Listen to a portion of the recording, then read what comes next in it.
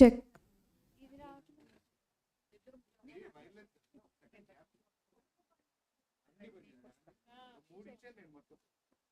అక్కడ రెండు ఉన్నాయా పోడియం మైక్స్, మాట్లాడే వాళ్ళకి పోడియం మైక్స్. ఇవెందుకు?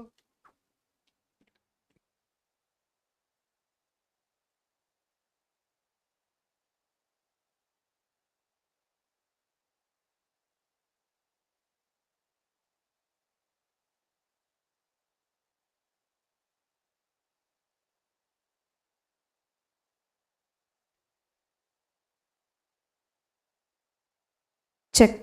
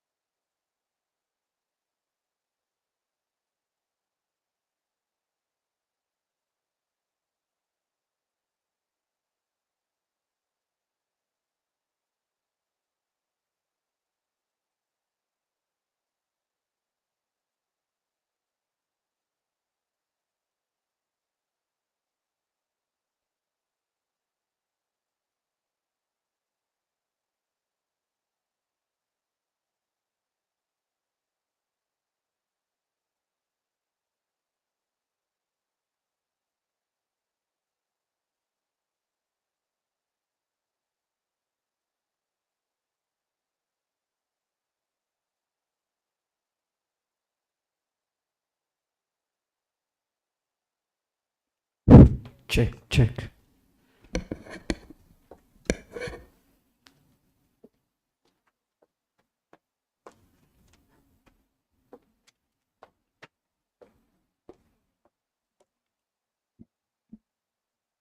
ఇది అక్కడ పెడతావా? సౌండ్ రాదుగా. శ్రీను ఈ మైక్ కొంచెం సెట్ చేయడం.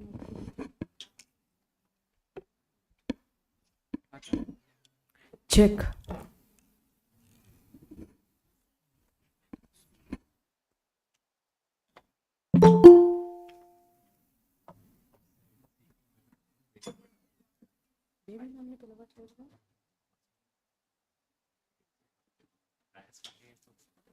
బేబీ మ్యామ్ని ఓకే నేను పిలుస్తాను లాస్ట్లో గుర్తు చేయండి ఒకసారి బేబీ మ్యామ్ మర్చిపోతాను.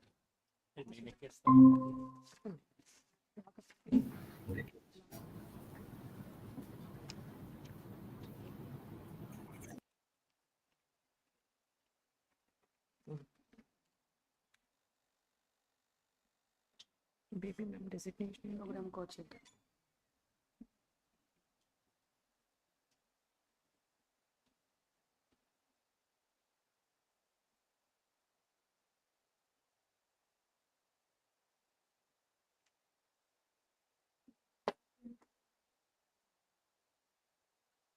బుక్ వెళ్ళి పిల్లలు పిల్లలు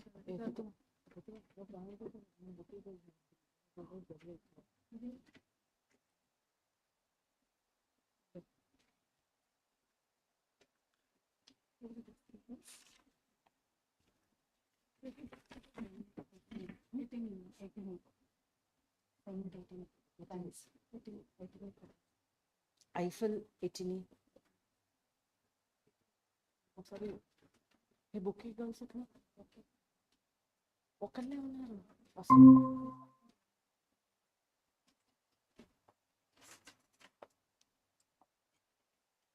చెనకేశ్వర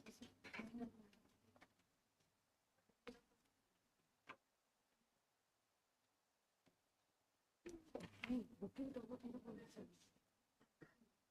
బస్సు బుకింగ్ ఇప్పుడు చేసుకోండి మీరు వచ్చేసింది తన వైపు జాగ్రత్త నేను రాను పిల్లలు.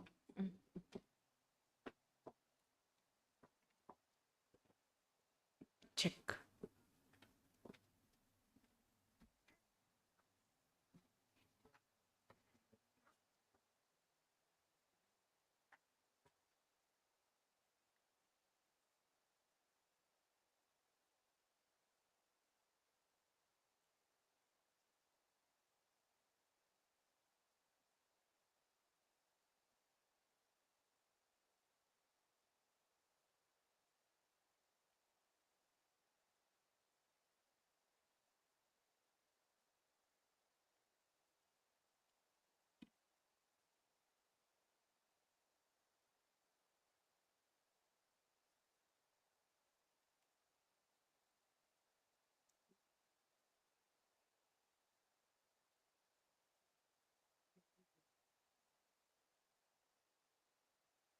We welcome everyone who has joined us virtually.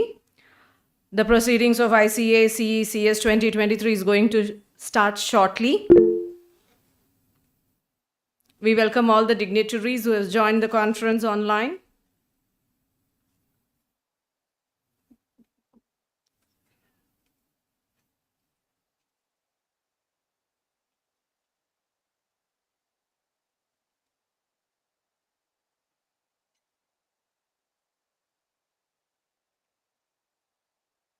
Welcome Vijay Saraswati ma'am.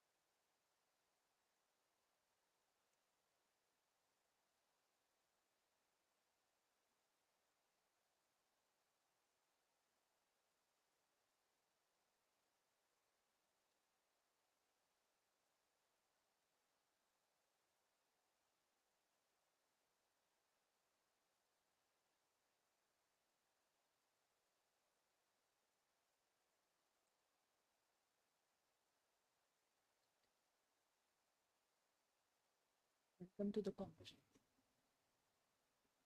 మీకు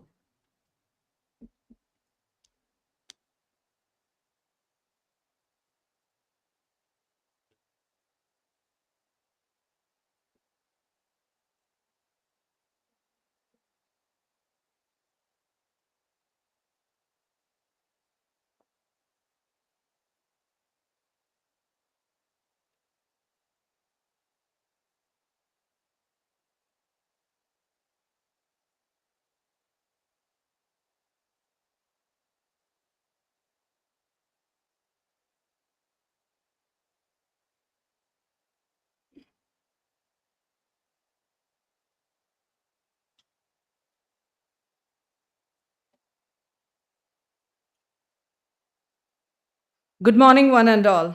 On behalf of VNR Vignana Jyoti Institute of Engineering and Technology, it is our great pleasure and privilege to extend a warm and hearty welcome to all of you to the inaugural ceremony of the 4th International Conference on Advances in Computer Engineering and Communication Systems, ICA-CECS 2023.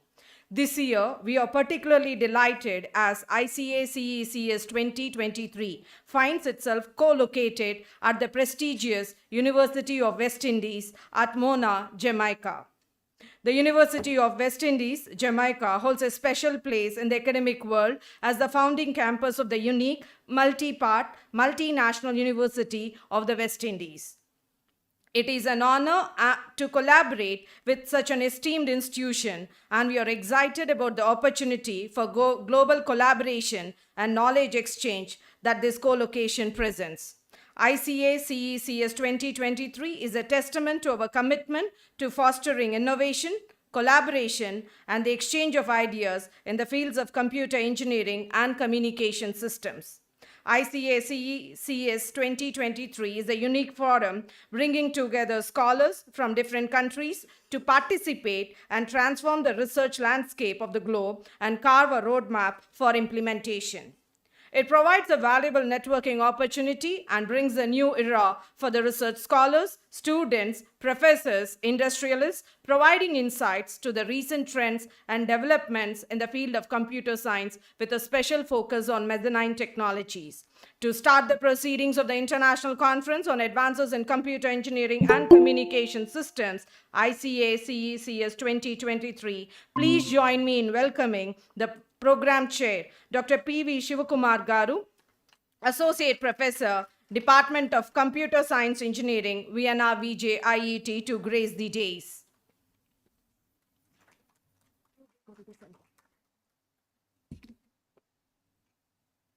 Thank you, sir. Now I take the privilege of inviting Chief Publication Editor, Dr. C. Kiranmai Garu, Professor, Department of Computer Science Engineering, to grace the days.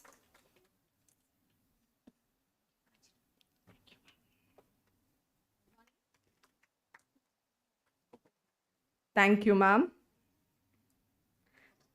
I would like to invite General Chair, Dr. S. Nagini Garu, Head, Department of Computer Science Engineering and Computer Science Business Systems, to grace the days.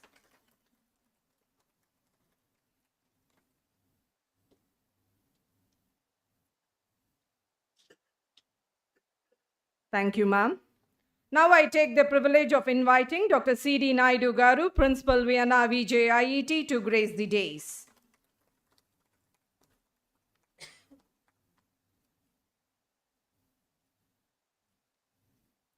Thank you, sir. We also welcome Sri D. Suresh Babu Garu, President Vignana Jyoti, to grace the occasion, joining us virtually. I also welcome our guest of honor, Dr. G. Vijay Kumari Garu, Professor and Director, Entrepreneurship, Innovation and Startups, JNTU Hyderabad, to grace the occasion. Joining us virtually. Thank you, ma'am. May I take the privilege of inviting our chief guest, Dr. Nitin Seth Garu, Director, Indo-French Center for the Promotion of Advanced Research, to grace the occasion. Joining us virtually, sir. Thank you, sir. Please join me in welcoming Dr. K. Srujan Raju Garu, Professor, Dean of Training and Head, Department of Computer Science Engineering, CMR Technical Campus, to grace the occasion. Sir is also joining us virtually. Please join me in extending a warm and enthusiastic welcome to Dr. Raki, Head, Department of Electronics Engineering, the University of the West Indies, to grace the occasion. Ma'am is also joining us virtually. Thank you so much. Welcome, ma'am. May I take the privilege of inviting Program Chair, Dr. Lyndon Falkner, Dean of Quality Assurance, Faculty of Engineering, the University of the West Indies, to grace the occasion. Sir is also joining us virtually. Thank you, sir. Now I take the privilege of inviting Dr. B. Chennakesava Rao Garu, Director, Vienna VJIET, to grace the occasion.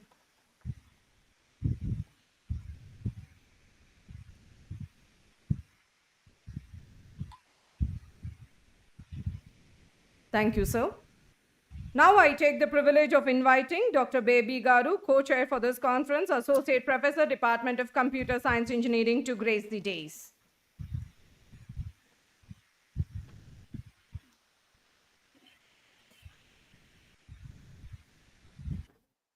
We thank everyone for joining us.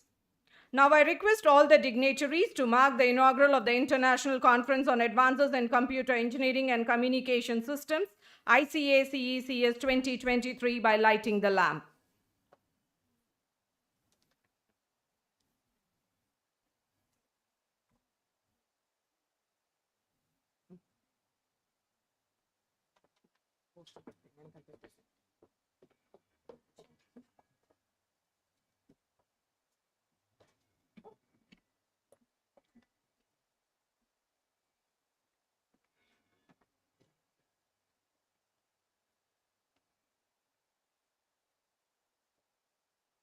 Dr. C.D. Naidu Garu, Principal, Vienna VJIT, lighting the lamp. Director Chennakesava Rao Garu, Vienna VJIT, lighting the lamp. Nagini Ma'am, Head Department of Computer Science Engineering and CSBS, lighting the lamp. Sure. Shivakumar Garu, lighting the lamp. Dr. Sri Kiranmay Garu, Chief Publication Editor, and also joining her is Baby Ma'am.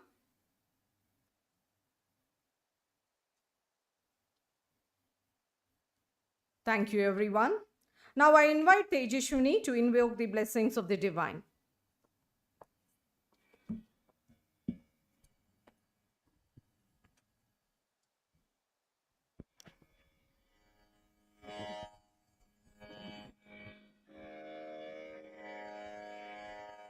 सुमुखश्चैकदन्तश्च कपिलो गजकर्णिकः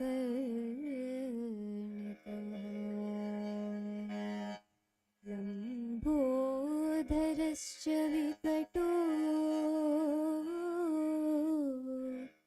विघ्नराजो गणाधिपः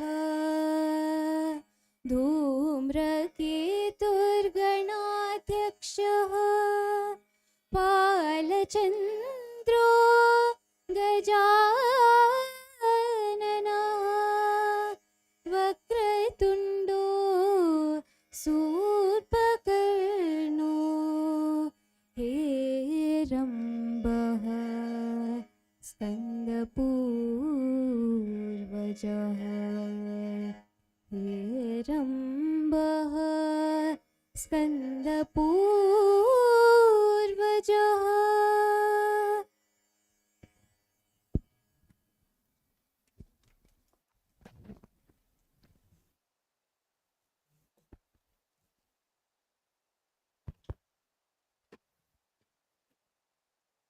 Thank you, Tejashwini.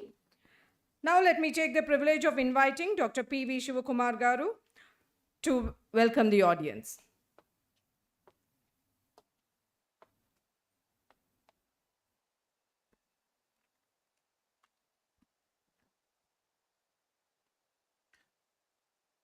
Good morning, one and all.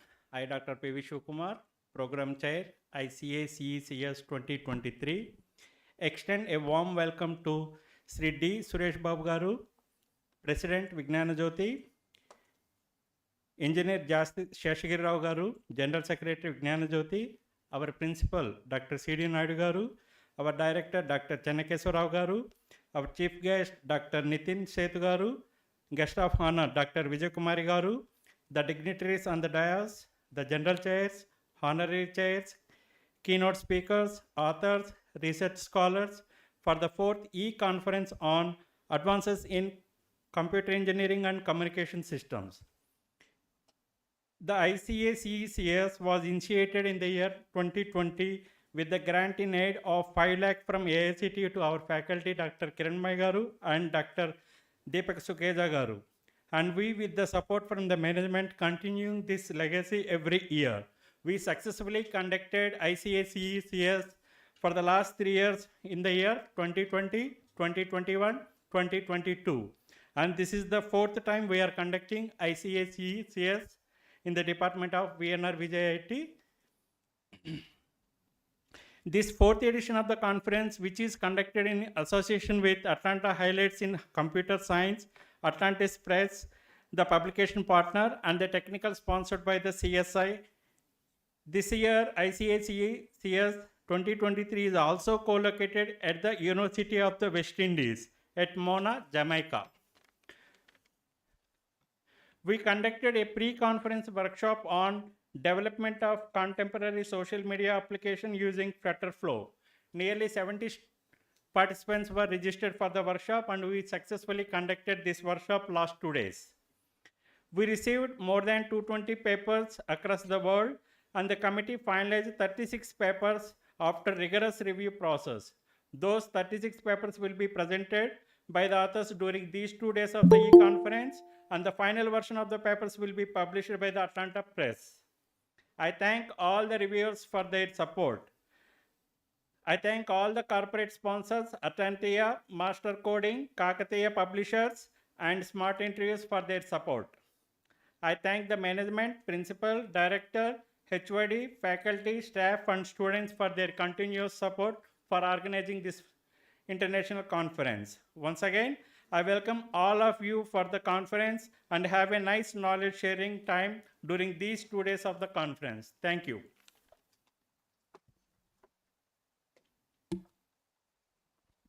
Thank you, sir. Now I request Dr. S. Nagini Garu, Professor, Department of Computer Science Engineering, Vienna VJIT, to address the gathering. A very good morning to all the dignitaries on the dais, off the dais, and the chief guest of honor, and Sujan Raj Garu, who have joined us virtually, and Raki ma'am, and other people who have joined from University of the West Indies. And I would like to initially tell you that this is the first conference of its type in the institute itself, who is doing the conference in a co-located form with another international organization. I am really proud to be part of CSE department. Here the work is independently carried out by all the faculty. We need not look back for any work, whether it is being done or not done. I'm very happy to have such a team around me. And with their support, we are going for the 4th International Conference of ICACECS in a co-located form with the University of the West Indies at Mona, Jamaica. Thank you for having confidence in us to taking it ahead to a next level. And I would like to extend this thanks to Dr. Sujan Rajagaru, who has been helping us and motivating us to take it to the next level every time we are conducting. And the next conference also, we are going to take it in a big way. And the good part of this conference is we are doing it in a virtual methodology, which helps us to attract more and more people across the world, and sparing their time. Online is very easy than coming down to the institute to host, do the things get done. And I thank the management, principal, and director sir, who always flexible and give us the immense freedom to go ahead and conduct such sort of conferences. They encourage us in a very large way, and they give us the flexibility of taking our own decisions. With this spirit, only we are able to, do it in the 4th time. And we hope, sir, we'll take it for many more years in a different way. And thank you all for being here. Thank you all the people who have joined us virtually. And thank you, my dear faculty. Thank you, and for your wonderful support. Thank you all. Thank you, ma'am. Now I request Dr. C.D. Naidu Garu, Principal, Vienna VJIT, to address the gathering.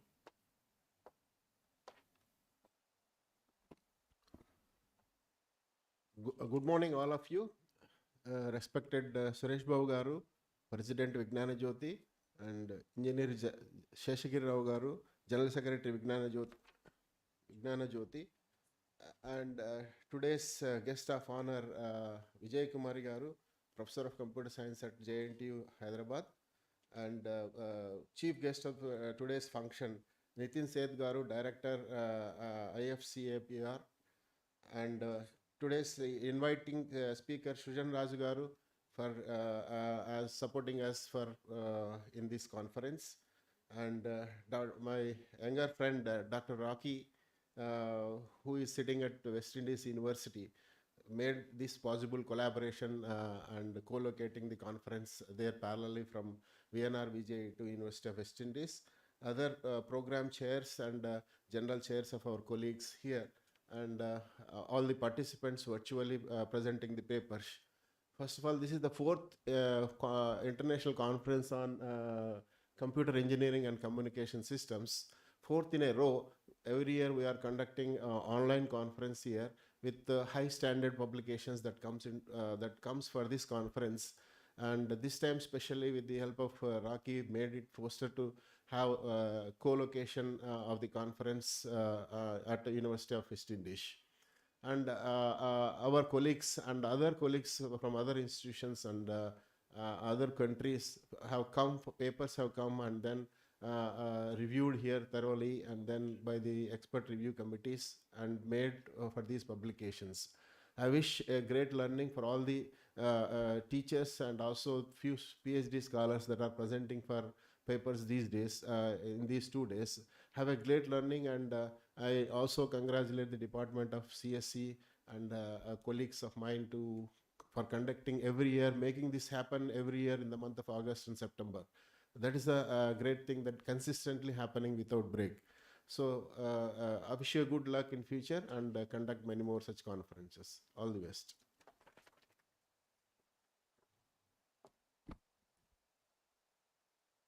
Thank you, sir. Now I request Chief Publication Editor, Dr. C. Kiran Garu, Professor, Department of Computer Science Engineering, to address the gathering. Good morning, one and all. A warm welcome to all of you to this August gathering for the 4th International Conference on Advances in Computer Engineering and Communication Systems. This we have been conducting for the past 4 years. The comfort of having the deliberations online and also attracting the guests across the globe, it gave us a pleasure, or rather the confidence to continue it every year, where we can have it online and a knowledge sharing across the globe can happen in a seamless way. The interplay of information and communication technologies, the rise of IoT applications, the smart computing, and the roads that technology has taken us to the wearable devices, it shows us how much technology has intruded into our lives. Here, over the past decades, all of us have witnessed the tremendous growth in computing and automation and how it has become a driving force in reshaping the industries, revolutionizing the technologies, changing the living styles, and artificial intelligence, where the intelligence of human has been embedded into it to make it happen in a more automated way. The tasks that it is performing and also the decisions, the human-like decisions that are being taken care by this particular technology is immense. The natural language processing, one of the breakthroughs of artificial intelligence, is enabling the machines to understand, interpret, respond to the human language from the virtual assistants like Siri and Alexa or advanced chatbots. NLP has literally revolutionized the communication, the customer service, and the content generation too. The cosmic journey of Chandrayaan-3, which all of us have experienced and have learned a lot about it for the space explorations, is an example of the convolution of all the technologies coming together to make it happen. Hats off to the Indian scientists, the ISRO especially, who has done it in this era where the next generation can enjoy its fruits. One of the priorities at the recent G20 summit was technology transformation and digital public infrastructure. So, this itself shows that this priority is taken to promote human-centric approach to the technology and increased knowledge sharing in the areas of digital technologies and tech-enabled development in sectors such as agriculture and education. During the summit, more emphasis was given for a global collaboration. When we talk so much about the blockchain technologies, the Bitcoin and all, our finance minister, Mrs. Nirmala Sitharam, has called in for a global framework for the cryptocurrency so that it can be uniquely and with much security can be adapted rather than it being only a technology. The web-based protocol, the story protocol, that was also one of the innovation that has been put forth during the G20 summit, which is going to preserve the content developer with so much of privacy happening around us. So there should be an identity from where it has been generated, how it can pass through the various stages. So the story protocol, I think very soon it is going to capture the web also, and each one of us, our identity is secured. So these are some of the advantages or advancements that have paved the way for the future, where artificial intelligent machines collaborated with humans to solve complex challenges. I'm sure that the two-day deliberations and the learnings at ICS EECS 2023 will open new perspectives and ideas and will provide insights towards achieving substantial growth for the planet, people, peace, and prosperity. All the best to all of you. Thank you, ma'am, for setting the context of the conference for technology transformation with focus on human-centric approach. Now I invite Ms. Pratibha Rani Saha to introduce guest of honor, Dr. G. Vijay Kumari Garu, Professor and Director Entrepreneurship to you all.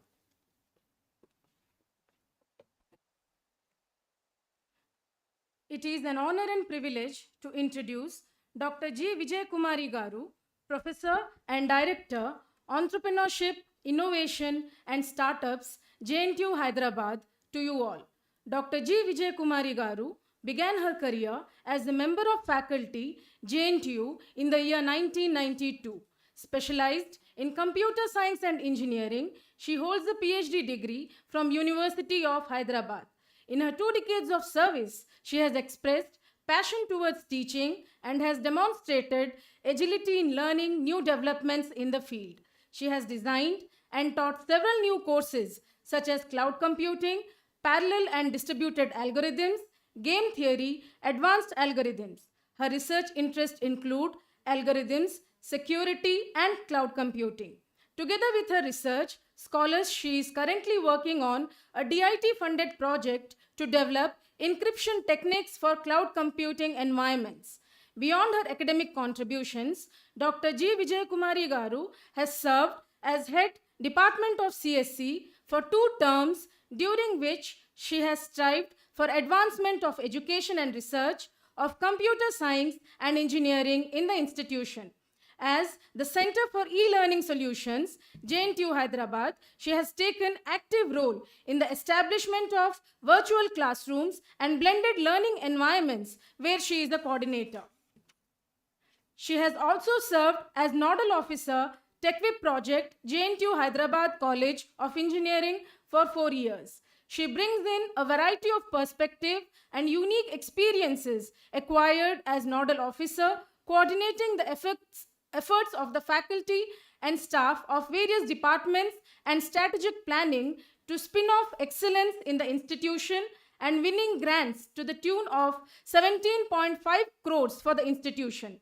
She is member of several professional societies and takes interest in organizing and participating in technical activities that match her expertise and student advising. She has served on the program committee of premier international conferences in the fields of artificial intelligence and network security, such as Icacecs, KBCS, and was the organizing chair of Icacecs 2008.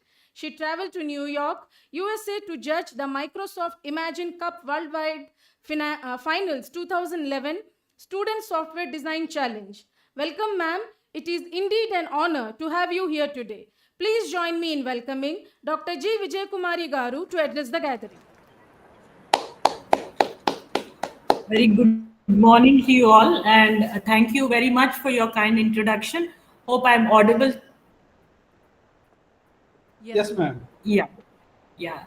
So thank you very much for making me part of this wonderful conference.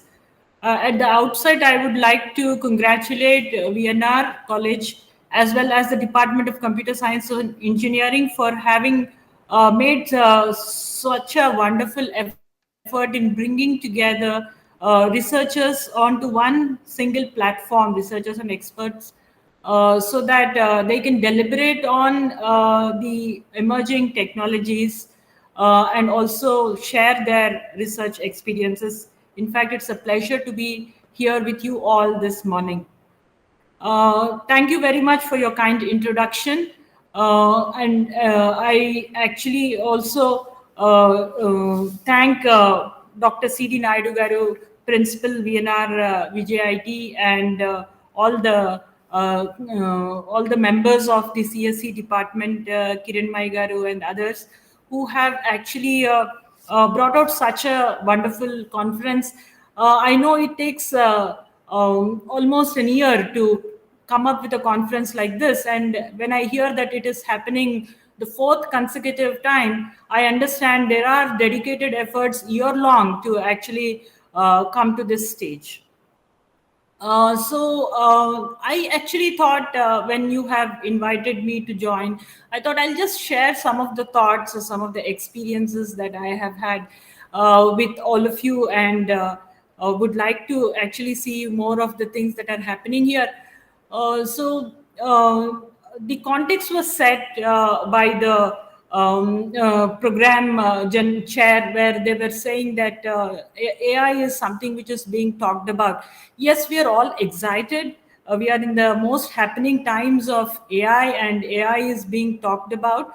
And I'm sure all of you have recognized the fact that AI is not something which is happening now, but it has been talked about quite decades ago. But now people are actually saying that it is actually revolutionizing everything. Why this is happening now and not a couple of decades ago, where there was AI taught, is because you all have rightly said that today we have very huge computing power in our hands. So we think we thanks to the gaming industry, that we have got GPU based systems as well. So there is a huge computing power that is available in hands. And also there are a lot of data, there is a lot of data being generated constantly. Because of the advent of the computing power, as well as the data sets that are available here today, we are actually talking AI synonymously with the machine learning. Because whatever machine learning does, we are almost saying that is equal to AI. So we are talking it synonymously, because you don't have to do anything special. As long as you train with different data sets, people are able to see that the results that the machine learning was generating is phenomenal. Be it natural language understanding, be it natural language generation. Today we talk about Gen AI and so on. So we have seen that there is a phenomenal, or I can say transformational, revolutionary impact, which is touching almost every aspect of our life. And today we are evaluating machines compared with the metrics with which we actually judge human intelligence. So this is something something reminds me of a recent metric, wherein there was an innovation task given to the machine, a very simple task, wherein they were judging how creative the machine is after being trained so long, that what are the different ways in which a circle can be represented. So this is usually given as an innovative task to check the how innovative or creative a human being is. The same thing has been given. So there were several ways that the machine has done, and it has scored really more than 80% of the metric. But if you look at the underlying outcome that has come from the machine, it was mostly the ones that it has seen in the past, mostly from the data that it has been trained of. So when we are actually thinking that machines are creative, it is not actually generating anything new, but it is actually being able to output something which it has seen already in the past, because of the vast amount of data sets that it has seen. Maybe those which are generated by multiple people it has been able to see. So it is scoring high, but still the human intelligence is above that, is what has been concluded at the end. This is something, an experiment that has been done by MIT. So the point that I wanted to convey with this example is that the machines are actually being able to do several tasks which humans are at the present better. But there are still some more things which distinguish machine intelligence from human intelligence. So there's a long way to go, and it's also exciting to work on this. But the point is that how do we actually help the machines learn these things so that it is almost matching the human intelligence? So one way, as we believe today, is to actually train it with more data set. And when you have to train it with more data set, then you would have to have a matching computing power. And today we know that we are generating exascale data every day, and there is no breadth of data that is available. But the computing power is at a lot of stress. And the Moore's law, which was coined in 1965, was resilient till day. But we have come to a stage where the transistors doubled every 2 years, but we have come to a stage that it has become so small that we will not be able to, with the present technology, be able to increase the computing power beyond certain size. So that is the status now. So we have a lot of data, no doubt, but our computing power, independent of how much ever fast we are making today, the supercomputers are still not able to match the amount of processing the machine learning can do. So these days we are actually hearing about quantum computing. And I'm sure that the researchers who are participating in this conference are all also watching what the promise the quantum computing is giving today.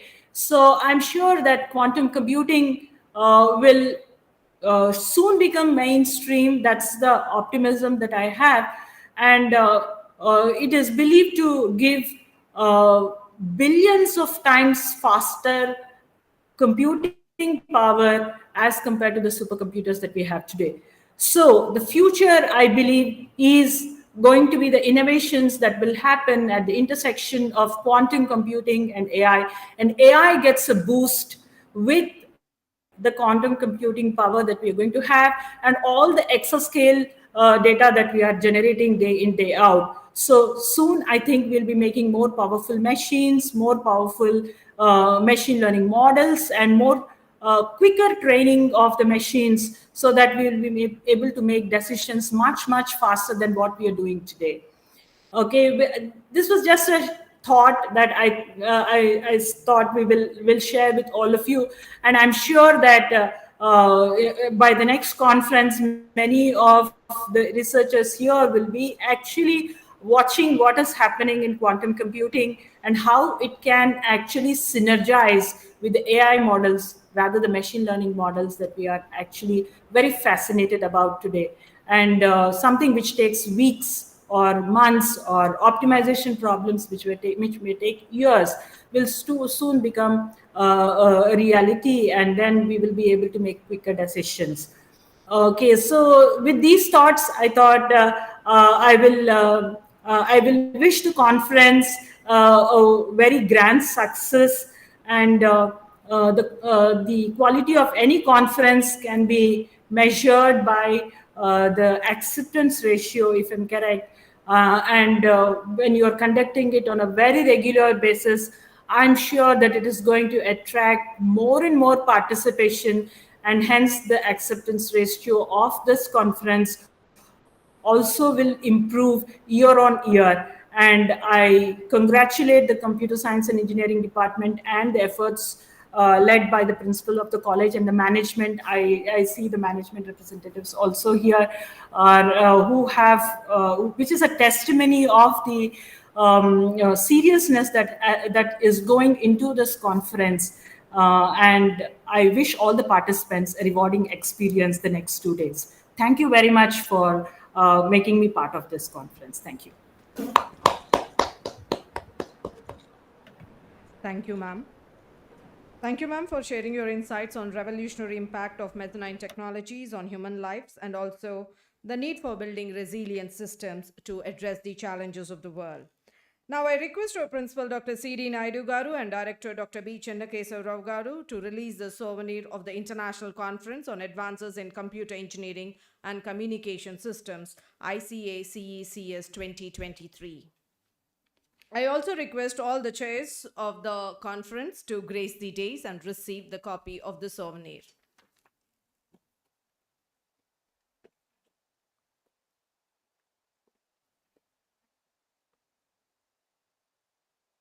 We also request Dr. B.B. Kiran, my ma'am, to grace the days.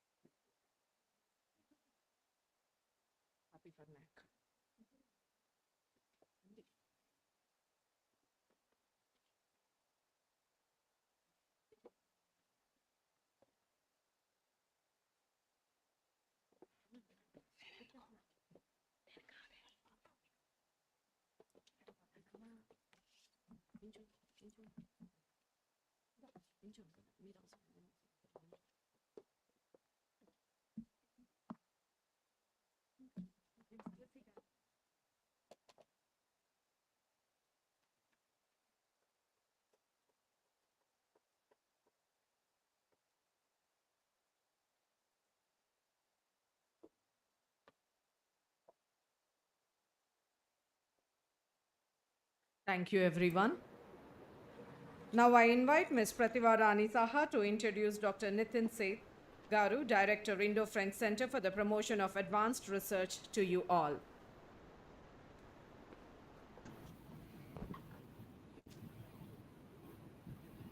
It is an honor and privilege to introduce Professor Nitin Seth, Director, Indo-French Center for the Promotion of Advanced Research, to you all. Professor Nitin Seth is currently Director, Indo-French Center for the Promotion of Advanced Research since March 2022. Center for the Promotion of Advanced Research is a bilateral center set up by the Department of Science and Technology, Government of India, and Ministry of Europe and Foreign Affairs, Government of France. He joined the Center for the Promotion of Advanced Research on deputation from Indian Institute of Foreign Trade. Professor Nitin Seth is affiliated with Indian Institute of Foreign Trade. He has over 25 years of professional experience in industry, teaching, research, consulting, and trainings. He has postdoctoral research experience from GIZ, DIE, Germany, and École des Mines, Saint-Etienne, France. He obtained his PhD in the area of supply chain and post-graduation degree from Indian Institute of Technology, Delhi. He has handled numerous international projects, trainings, and assignments in over 25 countries, including European, Asian, and African continents countries like Germany, France, Belgium, Switzerland, Luxembourg, Finland, etc. Professor Seth has more than 150 publications in international and national journals and different academic levels. His publications has yielded over 3,500 citations.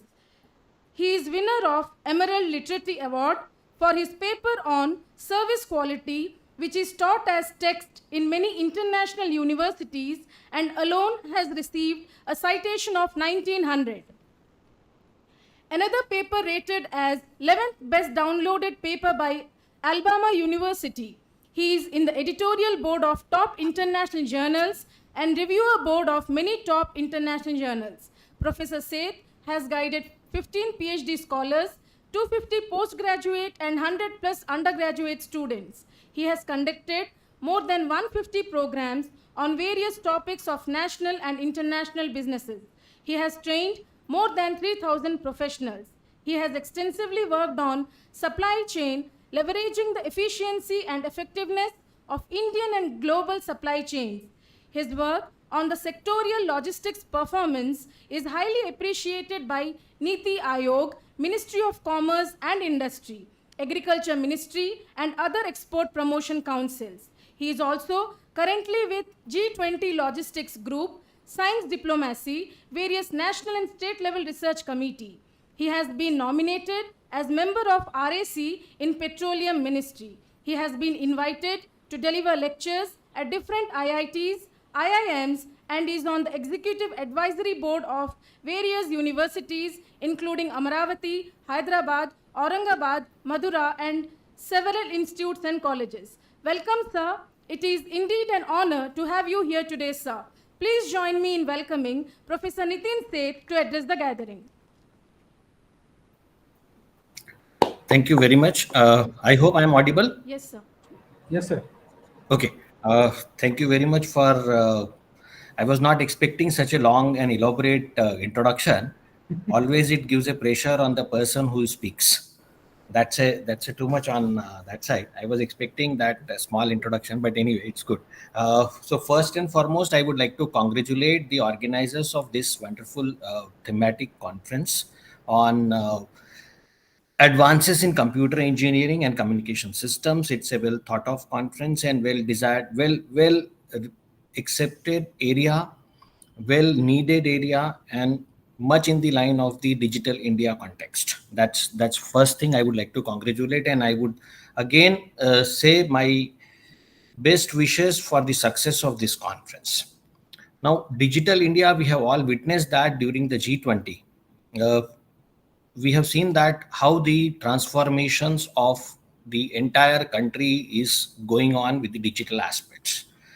Now, I would like to start my initial talk with the statement of Henry Ford, 1940s or 1950s, in between that, when he said, "I can provide any color of car to my customer provided it is black."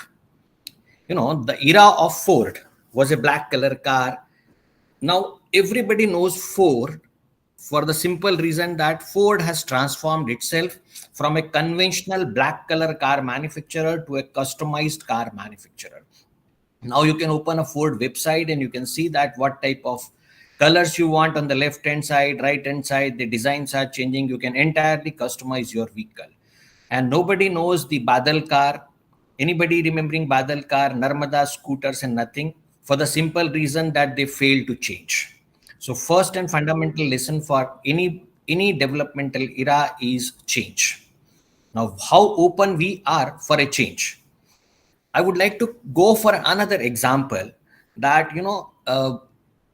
telephone took more than 75 years to reach to 100 million customers. Internet took 7 years to reach 100 million customers. Facebook even took 4 years to reach 100 million customers. Instagram took 2 years to reach 100 million customers. But Pokemon Go took only 1 month.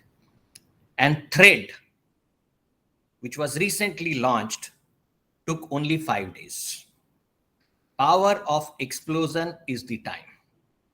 So what I would like to request all the researchers that time dimensions is extremely, extremely important in today's research.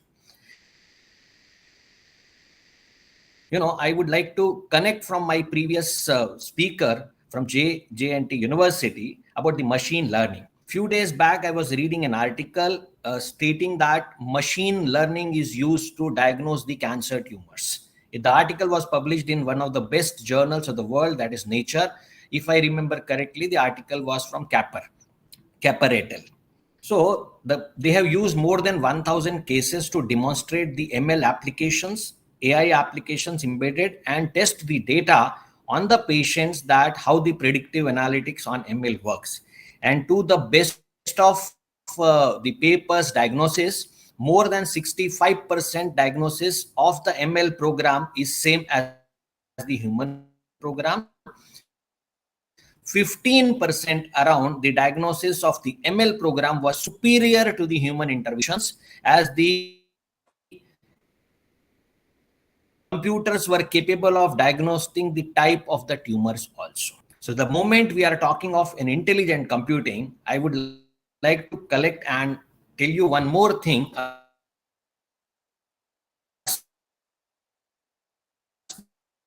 small Latin American country,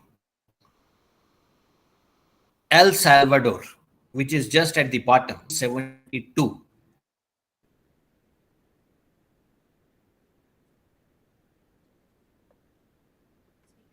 July 20th, if I remember correctly. Sir, there is a network issue at your side, sir.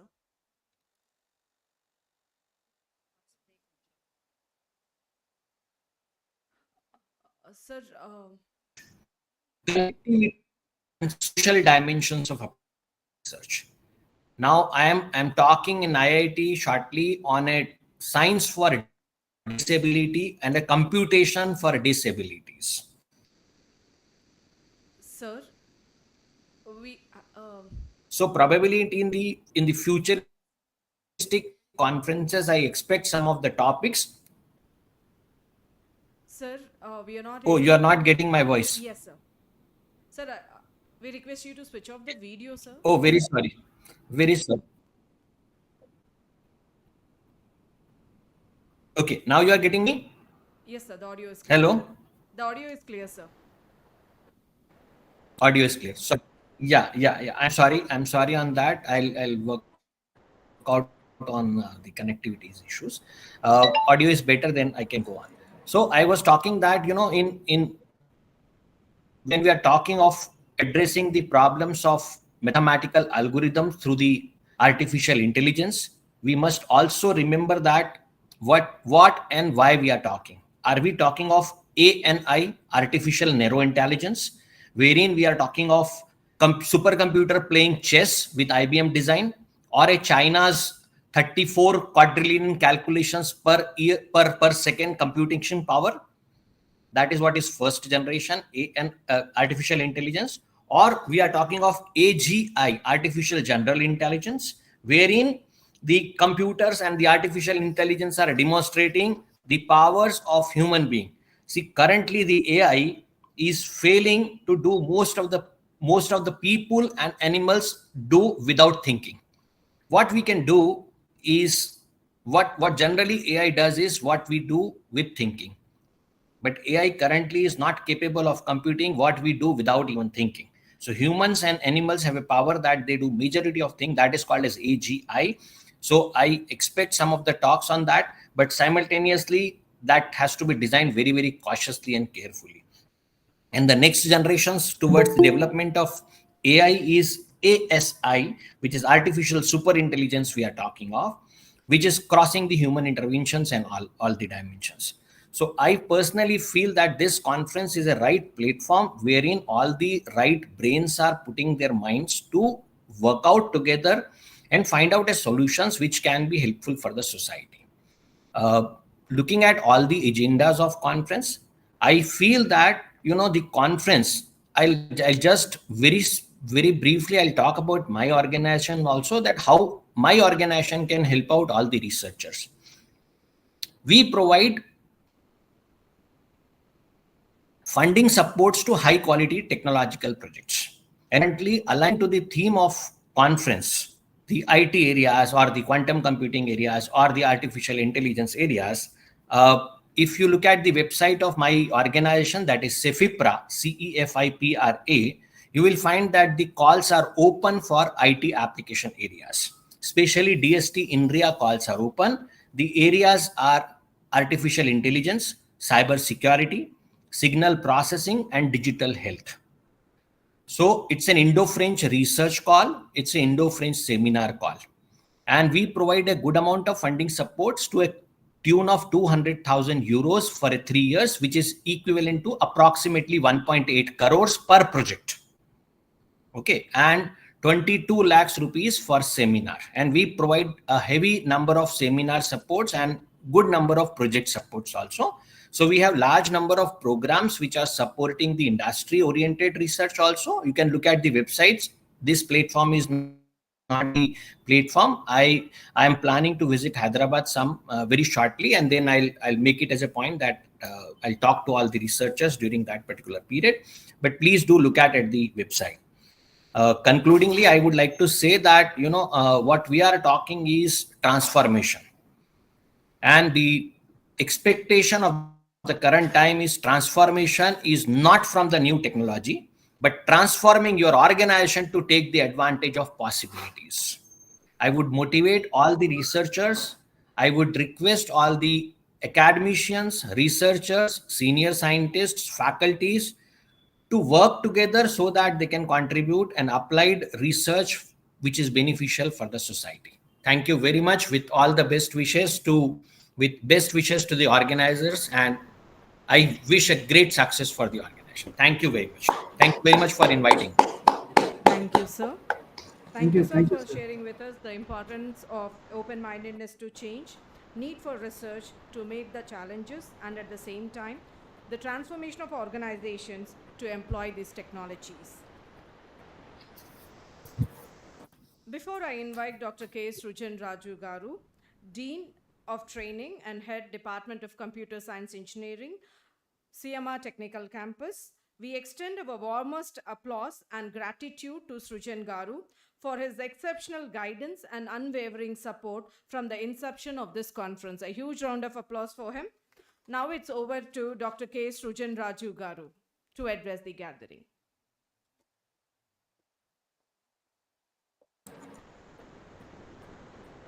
I hope I'm audible. Yes, sir. Yeah. Very good morning to one and all. So the dignitaries on the dais and off the dais and online, and my fellow researchers, I would like to welcome you all for this 4th international conference on advances in computer engineering and communications. So now here I would like to take a little bit time to address not what other speakers have told, but I would like to emphasize what we are looking at from the researcher side, from India and from other countries also. Like here, if you look at that, from since last these 3 conferences, what we have observed, the number of papers, whatever we are submitted to this particular conference, a huge amount of responsibility is there on the technical review committee and the chairs and the editors, because whatever the research papers we are supposed to select, those research papers are going to be published in the Springer Nature, and which is going to have a high elevation to reach to the global world and even nationwide, so other researchers can best utilize of their concepts. But we are facing few challenges according to this artificial intelligence, what other dignitaries were mentioning and all. So like here, if you look at that recently, so even we are finding the people submitting the papers, converting the Chinese paper into English and submitting it to us, or generating some content from the chat GPTs or from some other AI tools, and they are adding that content. But here, Turnitin plagiarism software is come up with a new tool. It is going to check and give us the report how much AI generated content is there in your paper. So now when we are looking at that, it is a very, very pathetic situation that most of the researchers were taking the help, are there depending on the technology. I'm not denying that depending on the technology is not correct. It is correct, but it should be up to some extent. So previously when we are looking at that, we are going to have a full-fledged results, and the researcher is going to write the paper deliberately. They are going to take much time and all, but right now they are submitting the paper within 1 or 2 days or 3 days. Okay, they are keeping some results, they are not explaining it properly and all. So but sincerely I am requesting all the researchers and everyone to see that they should follow IMRAD model. So introduction, method, results, and discussions should be very proper in your paper so that it can be referred by all others. At the outset, the next level of after publishing a paper, after presenting a paper, so most of the time the papers were not converted or not extending it into the next level. So that is also a different difficult task. So each and every individual, whatever the content or whatever the research which they are doing it, their original research when they are putting it that, they should see that it should be converted into a innovation. So if the innovation is lacking in the paper, it will not be cited by others. So now when it comes to that, according to the All India Survey for Higher Education, if we look at that 21-22 year, if we will take, so throughout India, only 25,550 doctorates or doctorate degrees are awarded. So PhDs are awarded. Out of that, if we are looking at that, our Telugu states like Andhra Pradesh and Telangana, hardly it is having only 900 PhDs are awarded. So it is indicating that, so if I'm not wrong, you can go through with the AISHE site and you can verify. So the number of people who are enrolling into the PG courses, the number of people who are completing the research, and throughout India, when we are going to look at that, when we are looking at the statistics of the universities, when we are looking at the statistics of the private institutions or autonomous institutions, it is in an exponential manner. So the admissions were going very well, the number of colleges were coming, universities are coming, and everything is going on. But when it will come to that research side, it is going down. So most of the people were not putting their sincere efforts into that. So a day will come, even your thesis is going to be given to the chat GPT to verify whether is it correct or not. Then what you will do? It is not the case of that. How we are going to utilize this particular technology? Now, even recently, I have read one particular article. One of the company at Silicon Valley, it is working on to generate the power from the air. So wireless. We are talking about wireless, but through wireless they want to charge and they want to generate the solar power. So for that already they are about to 70% of the project is completed. So now it is one of the tremendous revolution when it is going to come into the communication technologies, how we are best utilizing the communication technologies. And as rightly said, Dr. Vijay Kumari madam, that the computational powers has been increased, but still we are not able to reach to that particular thing. The quantum computing is going to change the world. So now the processors or the technologies, whatever is available, my sincere request to all the researchers is to best utilize that to bring out the appropriate results so that that research can be helpful to all the people in the nation and nationwide, so that the next level of research can be taken place in India. So once again, if I would like to give my experiences related to this particular conference, and I'm sincerely thank to all the computer science and engineering department of VNR VJIT. Give him a big round of applause. And I'm still remember in the first day when we had a discussion, they said that we don't want to depend on some others. We want to start our own company, our own conference for our department, and which is going to be continued forever. So like that, now the 4 years it was completed, and in fact, whatever the number of papers published in this particular last two conferences, almost 30,000 readings were already completed. 30,000 downloads were completed already. So that is one of the very good achievements. 30,000 people were referred these papers. That is what I am bringing it to your kind notice, that the papers, if we are selecting it and if we are publishing it into this particular conference proceedings, and definitely it is a added advantage to the concerned researchers. They are going to take a wealthy information from these papers. So in that aspect, I would like to sincerely thank to the Kiranmai madam, Nagini madam, and Brahmanand Reddy sir and CD Naidu sir for extending your continuous support in making this conference success and all. And so once again, I'm giving a best wishes to all the researchers whose papers were selected for this particular conference. And so even yesterday itself, I came to know from the particular organizers that they want to take it to the next level in by collaborating it to the other international universities. So I'm really, the Nitin said, sir, what he was mentioned is a wonderful thing, how they are going to extend the support. Most of the people who are don't know that particular site. The moment when he was mentioned, immediately I opened and I verified that there is a call for proposal is open. So we don't know. We will look at only DST. So we will look at some SERB, we will look at DBT, and we look at only that. But there are plenty of opportunities are open. So try to utilize this best opportunity. So whoever is attending it, they are going to have positive takeaways. So these positive takeaways definitely will help you to grow in your research and grow to you can grow in your career. So once again, I wish all the conference team and the researchers for wonderful conference ahead in the next these 2 days.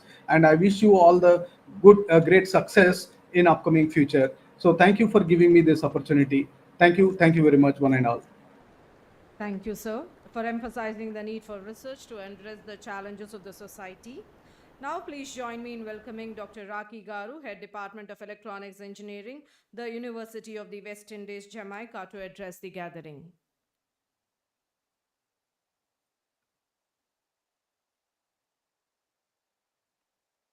Ma'am, voice is not audible, ma'am. Sorry. Sorry. Yeah. I'm audible now? Yes, ma'am. Yeah. Good morning, everyone. And Good morning, first ma'am. of all, I would like to congratulate the CS Department of VNR Vignan Jyoti for having the fourth international successive international conference co-located with University of West Indies. So I really appreciate the management, Dr. C.D. Naidu, sir, who still remember me. Thank you. And Dr. Keshav, sir, and a long bonding with Dr. Baby Madam.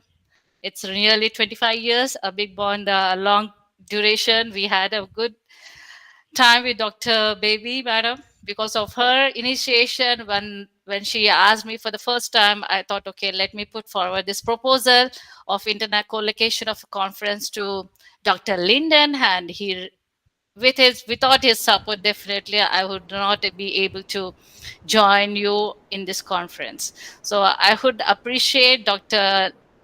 Adrian, our Dean, Faculty of Engineering, Adrian Lawrence, Dr. Lyndon Falkner, Dr. Gunjan Mansingh, for all their continuous support in order to make this conference, a co-located conference with the University of West Indies, a great success.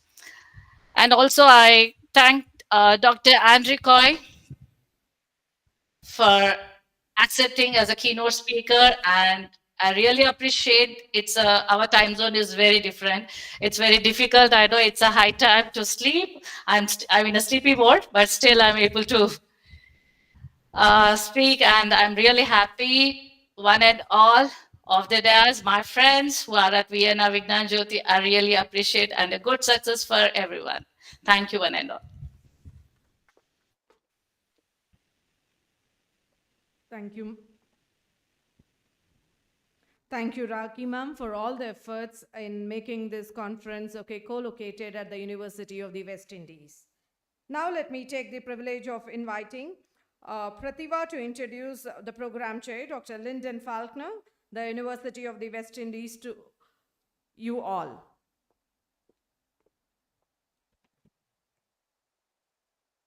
It is an honor to introduce Dr. Lincoln Falkner, Deputy Dean of Quality Assurance at the University of the West Indies, to you all. Lyndon Falkner is an electronic and computer engineer with a unique combination of experience in the industry, research, development, and academia.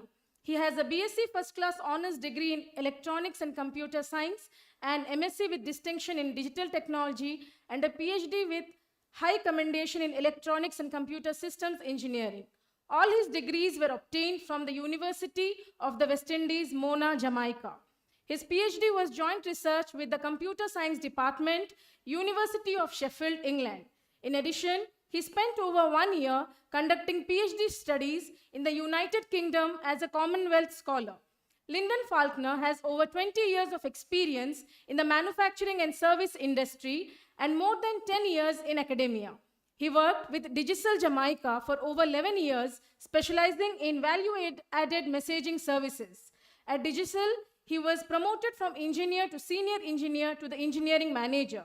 He has over 15 years of experience designing and building customized electronic solutions and has products for remote monitoring and control in the market. In addition, he has developed several custom solutions for companies and individuals. He is the founder and CEO of Electronics Limited. Lyndon Falconer is an active researcher in machine learning, artificial intelligence, telecommunication, embedded system applications, Internet of Things technologies, and robotics. He has published papers in some of these fields. He has active research focusing on technologies to assist individuals with hearing impairment and physical disability. He is currently the Deputy Dean of Quality Assurance in the Faculty of Engineering, the University of the West Indies, and lectures several courses in the Engineering and Physics departments. Lyndon Falconer is a senior member of the Institute of Electrical and Electronics Engineers and a member of the Acoustical Society of America. Welcome, sir. It is indeed an honor to have you here today. Please join me in welcoming Dr. Lyndon Falconer to address the gathering. Thank you very much. Am I audible? Yes, sir. Yes. Excellent. Thank you.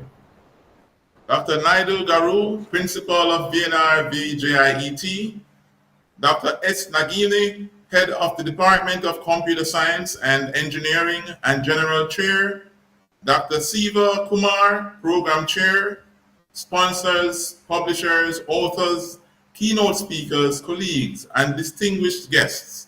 Good morning. I'm delighted to welcome you to the 4th International E-Conference on Advances in Computer Engineering and Communication Systems as a program chair from the University of the West Indies, Mona, Jamaica. For the first time, the ICACECS E-Conference is co-located at the University of the West Indies, Mona, Jamaica. The Faculty of Engineering and the Department of Computing at the UMONA have partnered with the Department of Computer Science and Engineering, VNR VGIET, to expand the conference's footprint to the Western Hemisphere. This opportunity has initiated a partnership between both institutions, and we expect this to flourish in the coming years. With support from Springer Nature International and the Computer Society of India, the competent team of computer scientists, engineers from VNR VJIET and the UA has organized this wonderful conference. Despite the UA Mona joining the conference during the summer of 2023, we received 14 papers from Jamaica, of which 5 were accepted. We expect the number of submissions to increase significantly in the 2024 conference, since we will be on board from day one. Some of you may wonder, what is the University of the West Indies? Here is a brief overview. The UA has been and continues to be a pivotal force in every aspect of Caribbean development, residing at the center of all efforts to improve the well-being of people across the region for the past 75 years. From a University College of London in Jamaica with 33 medical students in 1948, the UA is today an internationally respected global university with nearly 50,000 students and 5 campuses. Mona in Jamaica, St. Augustine in Trinidad and Tobago, Cave Hill in Barbados, 5 islands in Antigua and Barbuda, and its global campus and global centers in partnership with universities in North America, Latin America, Asia, Africa, and Europe. The UA offers over 800 certificate, diploma, undergraduate, and postgraduate degrees options in culture, creative and performing arts, humanities and education, law, society, social sciences, sport, food and agriculture, engineering, medical sciences, and science and technology. As the Caribbean's leading university, it possesses the largest pool of Caribbean intellect and expertise committed to confronting the critical issues of our region and the wider world. The UWI has been consistently ranked among the top universities globally by the most reputable ranking agency, Times Higher Education. The UWI is the only Caribbean-based university to make the prestigious list since its debut in the rankings in 2018. In addition to its leading position in the Caribbean in the World University Rankings, it is also the top 25 for Latin America and the Caribbean and top 100 global golden age universities between 50 and 80 years old. This conference has created a platform for researchers worldwide to showcase their developments in computer and engineering fields that are helping to advance humanity. We hope to enjoy the representations and look forward to collaborating with the authors, editorial board, the team at Springer Nature International, and all the stakeholders to make research advanced technology for the benefit of the whole human race. May you all have an exciting experience over the next 2 days. Thank you, and thank you for having us in this conference. Thank you, sir. Yes. Thank you, Dr. Lyndon Falconer. Thank you, Dr. Lyndon Falconer, for accepting our invitation and also addressing the audience at this time of the night. Thank you, sir, for enlightening us on the strides made by the University of the West Indies, programs offered by the university, and also the efforts of the intellectual elite of the University of the West Indies to address the indigenous problems of Jamaica. Thank you, sir. We request Dr. B. Chennakesav Rao Garu, Director, Vienna VJIET, to address the gathering.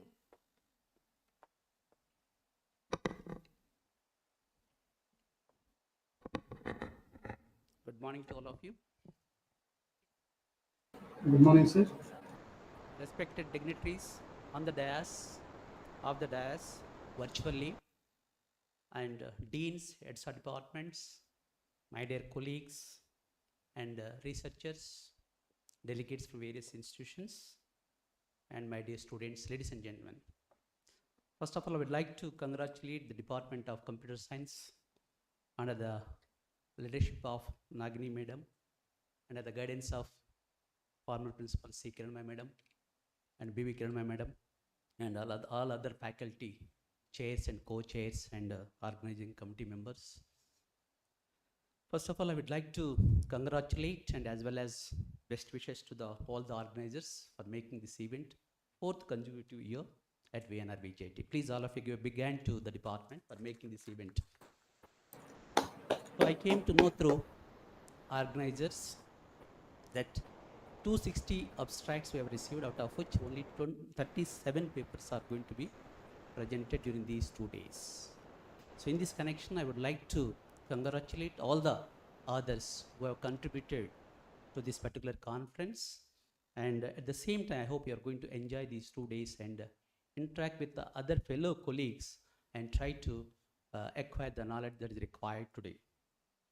But as for the keynote speakers concerned, I think 3 people were identified, Andrew and Raghava Rao and Rahul Boypati. So these 3 people, they are going to deliver the keynote addresses. I think I request all the delegates, please attend all these 3 sessions and acquire the knowledge that is required according to Industry 4.0. So this conference, I think the main theme is only, I think, measurement technologies. I think each one of you, I think you are all aware about that. At VNRVJT, we are coining all these new technologies or emerging technologies as a measurement technology. So that is the reason, that's why I think whatever the technology you name that is implemented at VNRVJT, that is the proud moment to CSC department and other allied subjects also.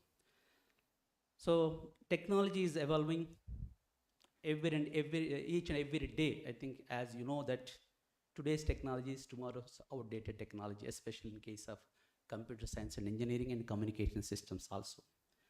Every day we are witnessing new technologies advances, which are due to a variety of factors, including advances in research and development, new products and services being launched, and changes in consumer preferences and needs also. So as you're all aware that I think the theme which we have selected here, like AI, machine learning and deep learning, then IoT, 5G or 6G, then VR and AR and MR also, robotics, process automation, datafication, then renewable energy, robotics, autonomous vehicles, digital twins, edge computing, cyber security, so human augmentations, etc.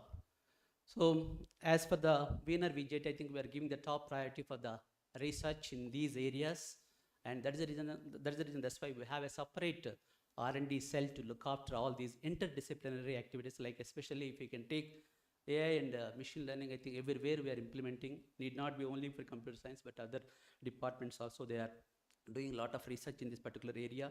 And IoT especially, we have a separate department, computer science with IoT specializations. And in addition to that, EC department also, they are doing a lot of projects in IoT. And 5G, I think it is one of the new technology, I think 5G. And 6G also, I think everybody's talking. And in this connection, I think we already conducted international conference in the Department of ECE, Electronics and Communication, under the guidance of Padma Sai Madam. And blockchain, I think everybody's talking about the blockchain. ML leads to blockchain, blockchain leads to AR, VR also. So especially the mechanical department, civil department, I think they're all doing a lot of research in this particular area, digital twins and as well as AR and VR, IoT device also. So that way, I think our faculty, I think they're doing a lot of research in this particular emerging technologies and acquiring the knowledge that is required. So with this transformation, definitely our students are enriched with the knowledge that is required by the industry 4.0.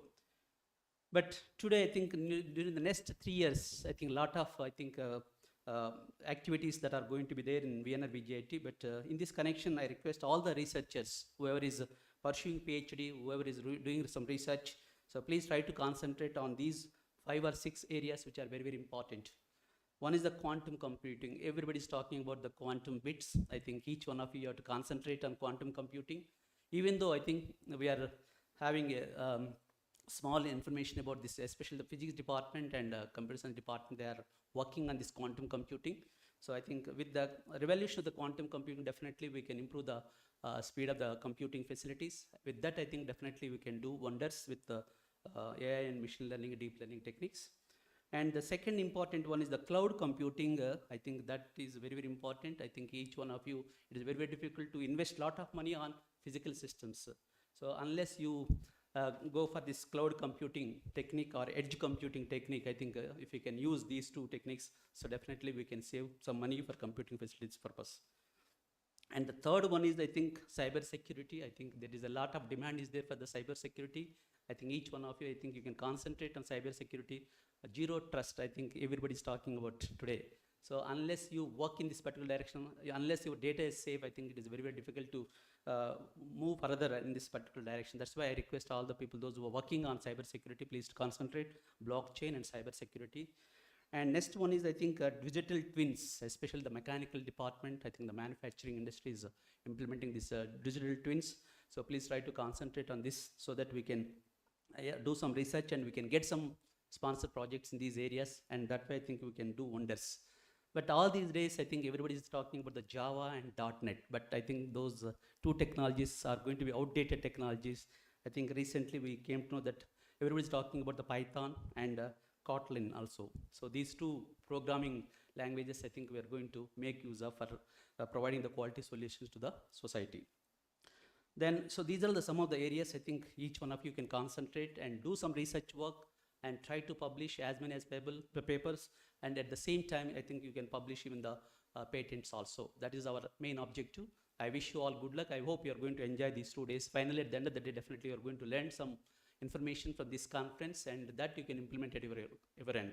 So that is my wish actually. All the best. Thank you.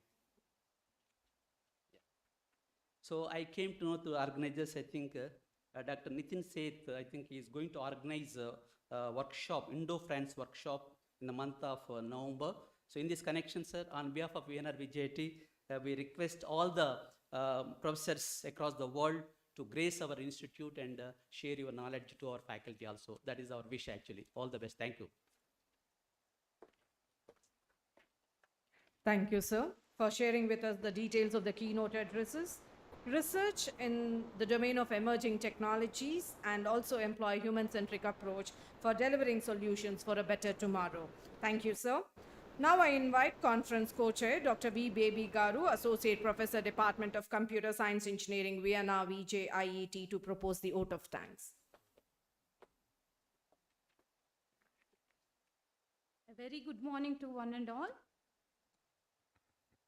On behalf of the organizing committee of the conference ICACECS 23, it is my privilege to propose the vote of thanks and acknowledge the contributions of those who worked hard to make this conference happen. To begin with, I would like to thank our chief guest, Dr. Nitin Seth Garu, for gracing this occasion and giving his valuable insights. I also express my heartfelt thanks to today's guest of honor, Dr. G. Vijay Kumari Garu, for sharing her thoughts and sparing her valuable time. I am grateful to our President Sri D. Suresh Babu Garu and General Secretary Engineer J.S. Rao Garu, Vignan Jyoti Society, for their continuous support and motivation. I also thank our Principal Dr. C.D. Naidu Garu and Director Dr. B. Chennakeshwar Rao Garu for their encouragement in conducting this event. A special mention and gratitude to Dr. Rakhi, Dr. Gunjan Manasing, and Dr. Lyndon Falconer from the University of the West Indies at Mona, Jamaica, for extending their support and cooperation in making this conference co-located at their university, in spite of their time zone differences. I thank Dr. Srujan Raju Garu, an editorial member, for his continuous mentoring throughout this journey. I owe special gratitude to Dr. C. Kiranmayi, Dr. Brahmananda Reddy, General Chairs of the conference, for giving their valuable inputs for organizing this conference. My heartfelt thanks to Dr. S. Nagini, Head of the Department, CSC and CSBS, and conference chairs Dr. P.V. Sivakumar and Dr. D.N. Vasundara for their effortless contribution to every aspect of the event. I also convey my sincere thanks to my co-team, the co-chairs of the conference, Dr. P. Venkateshwar Rao and Dr. G.S. Ramesh, for their collaborative work towards the conference. My special thanks to Dr. P. Venkateshwar Rao, Dr. Tejasvi, Mrs. N. Sarika for organizing the pre-conference workshop on development of contemporary social media applications using Flutter Flow. I am grateful to our sponsors, Smart Interviews, Master Coding, Kakatiya Publishers and Distributors, and Atria Product Development Company. I also thank the media, all the researchers for being the part of today's event. Last but not the least, I thank all the faculty, staff, and students for their cooperation and contribution in making today's event a grand success. Thank you, one and all.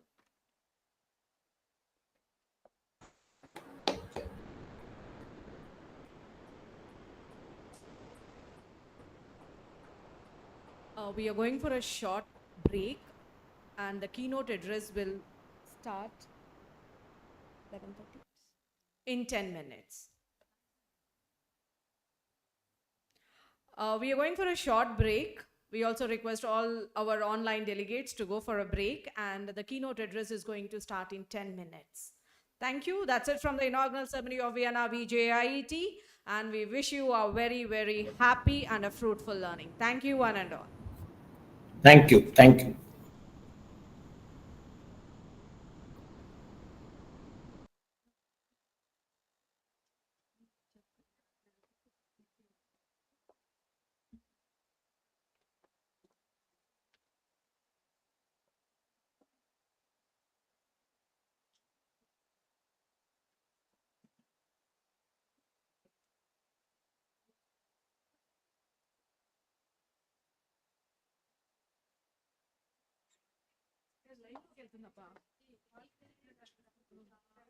ఇక్కడ నుంచి allow చేస్తాను.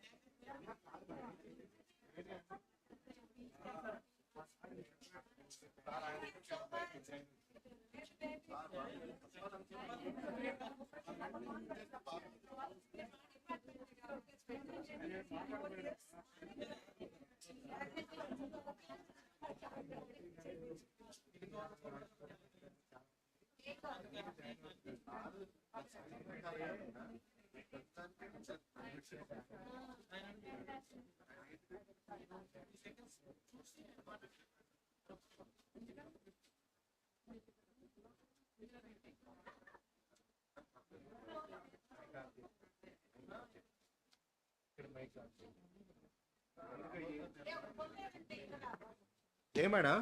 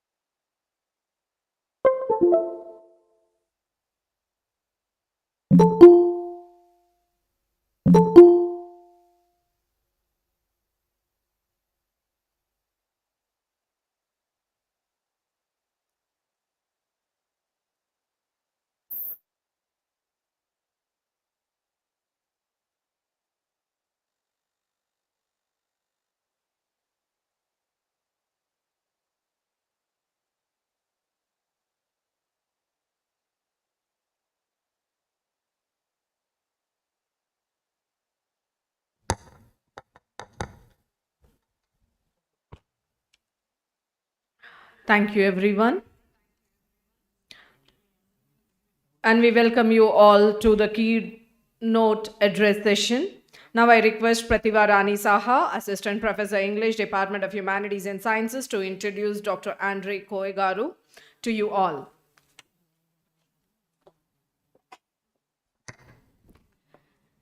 It is an honor and privilege to introduce Dr. Andre Coy, Associate Dean, External Engagement at Faculty of Science and Technology, University of the West Indies at Mona, Jamaica, to you all.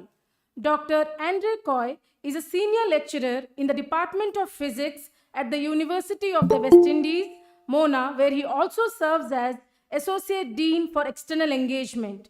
With over 20 years of experience in the field of speech and language technologies, Dr. Coy has dedicated his career through teaching and research to the education of the next generation of experts in signal processing and related areas. Dr. Coy received his PhD in computer science from the University of Sheffield in 2008. Prior to coming to the University of the West Indies, he worked as a research associate jointly with the University of Sheffield and Barnsley Hospital of NHS Foundation Trust and as a postdoctoral fellow at McGill University. Though his work cuts across disciplines and includes signal processing applications in agriculture, climate, education, health, and assistive technologies, Dr. Coy has a passion for spoken language technology and its applications. His other interests include audio signal processing, artificial intelligence, and speech perception. Dr. Coy's recent research activity is focused on developing applications of SLT to address issues such as illiteracy and the exclusion of marginalized groups, including the visually impaired and deaf. This effort engenders a cross-disciplinary approach encompassing work in many areas, including SLT, computer vision, human-computer interaction, natural language processing, intelligent learning environments, reading instruction, assistive technologies, and special education. As a senior member of the Institute of Electrical and Electronics Engineers and a member of the International Speech and Communication Association, Dr. Coy has worked extensively with researchers and administrators across the world to enhance the field of computing and to further develop capacity in the Caribbean region. Dr. Coy publishes in and reviews for several international journals and conferences. Dr. Coy is a staunch advocate for STEM education and works with various organizations and groups to promote education broadly and more specifically the use of STEM as a development tool. Dr. Coy works with the local Ministry of Education, the Regional Examination Body, CXC, and the Jamaica STEM for Growth Foundation. Outside of academia, Dr. Coy is involved in the voluntary sector and serves as the inaugural director of the Timothy Foundation, an organization dedicated to provide financial support for the education of children and young people. Welcome, sir. It is indeed an honor to have you here today. Please join me in welcoming Dr. Andre Coy to deliver the keynote address. Thank you very much. Colleagues, can you hear me? Yes, sir. Excellent. Thank you.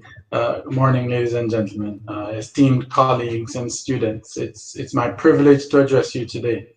The only regret I have is that I'm not in Hyderabad. I could do well with some dosa and idli in the morning.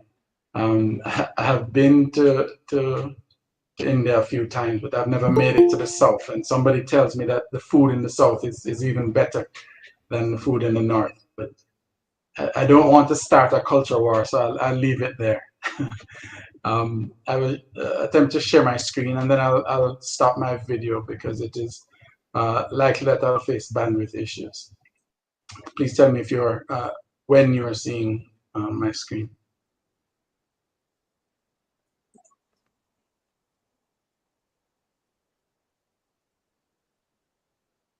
Are you able to see it? Yes, sir. It's clear. Excellent. Excellent. So today I'll be talking to you about mimicking minds, the transformative impact of computer simulation of human behavior. So over the period of time that I'll be here speaking with you, we will embark on a journey through the historical development of this field, tracing its evolution to the present day and exploring the profound implications that it holds for our understanding of human behavior and the future of artificial intelligence.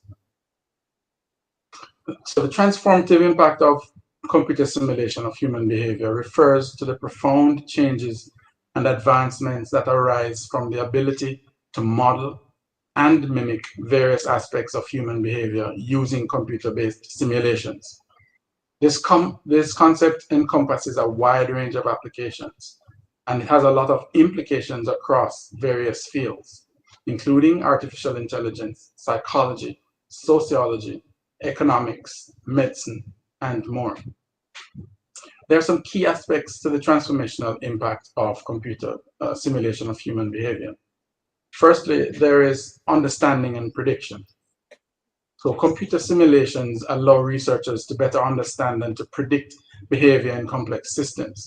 For example, in social sciences, simulations can model how individuals interact in a society, leading to insights into patterns and outcomes. For training and education, simulations are used in fields such as healthcare, aviation, and the military. Medical professionals, for instance, can practice surgical procedures on virtual patients before performing them on real patients. In research and development, simulations are critical in scientific research and product development.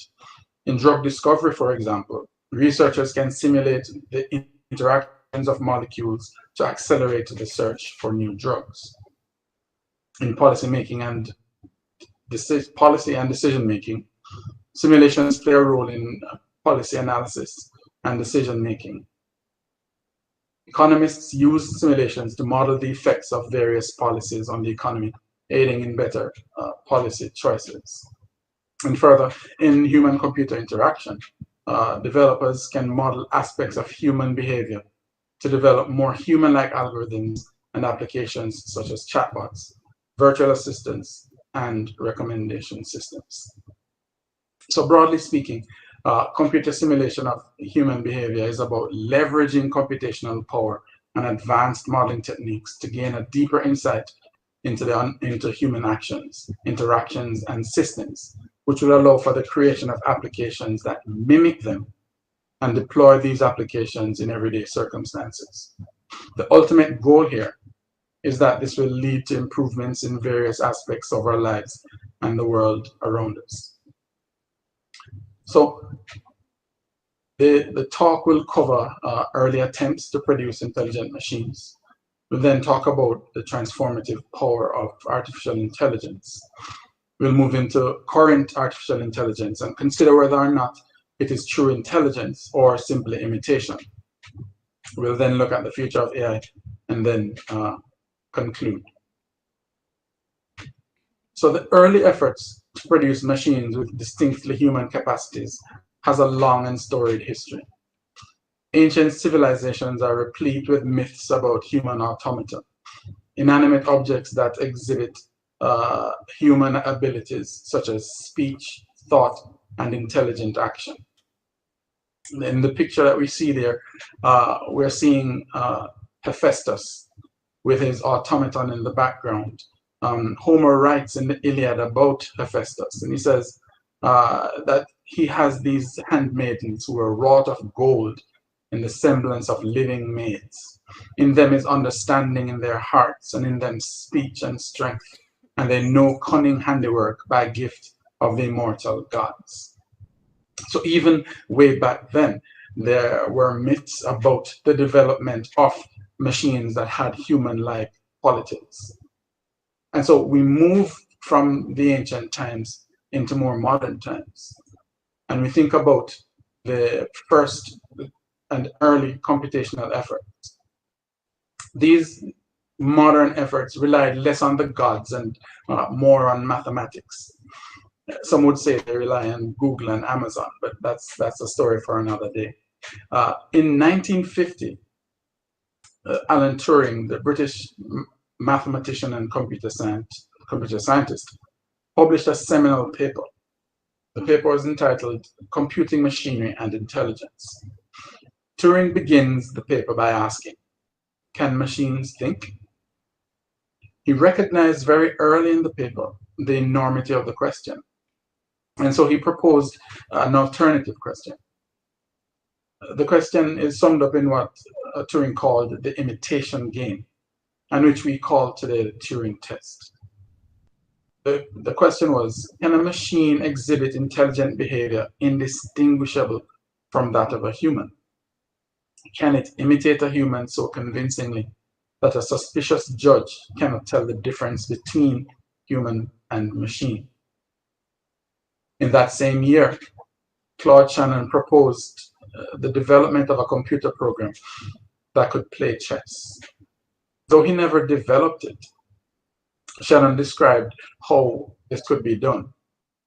He suggested that the program could be trained using a brute force approach, where it would evaluate every possible move before deciding on the best possible outcome, using heuristics to limit the search space was another option. The first artificial intelligence program was developed in 1955 by Alan Newell, Herbert Simon, and Cliff Shaw. They created a program called Logic Theorist. Logic Theorist is a rule-based automated reasoning program that was used to solve mathematical theorems. It used logic and symbolic manipulation. Logic Theorist was very successful at solving many of the known mathematical theorems of the day, and it's considered to be the first real artificial intelligence program, even though the term artificial intelligence was not yet coined. So we move further into 1956, where there's a drive to simulate human behavior with machines performing tasks reserved for humans. This drive, this idea, was given the name artificial intelligence. AI was born at the Dartmouth Summer Research Project on Artificial Intelligence, which was proposed by John McCarthy, Marvin Minsky, Nathaniel Rochester, and Claude Shannon. They had this workshop where they invited a number of researchers from a wide variety of fields because they understood that this effort would need a multidisciplinary group of people to be interested and to be working flat out to get it done. What they proposed was a 2-month project where these 11 researchers would come and they would be resident at Dartmouth College, and they would come up with at least the framework for this new artificial intelligence platform that they were developing. The conference was not very successful. Stayed for the entire time. Some came and presented. Excuse me. Newell, Simon, and Shaw came to show off their logic theorists. They didn't want to hear anything from anybody else. And so the effort did not take off at that time. But over the next 2 decades, AI would be driven by development in cognitive science. The so-called cognitive revolution took place in the 1950s. It was a major shift in psychology. Now, the cognitive psychology is a field of study which focuses on how the brain works to remember, to learn, and to perceive information. Prior to the cognitive revolution, behaviorism dominated the field of psychology. Behaviorism focused on observable behaviors and largely ignored the inner workings of the mind. Behaviorism faced criticism, though, because its limitations didn't allow it to explain complex cognitive processes, such as problem solving, memory, language, and decision making. So, cognitive psychology then sought to understand how the brain works, to remember, to learn, and to perceive information. Some key features of the cognitive revolution. The focus on mental processes. The cognitive revolution emphasized the study of mental processes such as perception and memory and problem solving. It sought to understand how humans process information and make decisions. Cognitive revolution introduced an information processing model. This model viewed the mind as a kind of information processing system analogous to a computing machine. It emphasized the flow of information through various cognitive stages. So the impact of this on artificial intelligence was was very great. The cognitive revolution had a profound influence.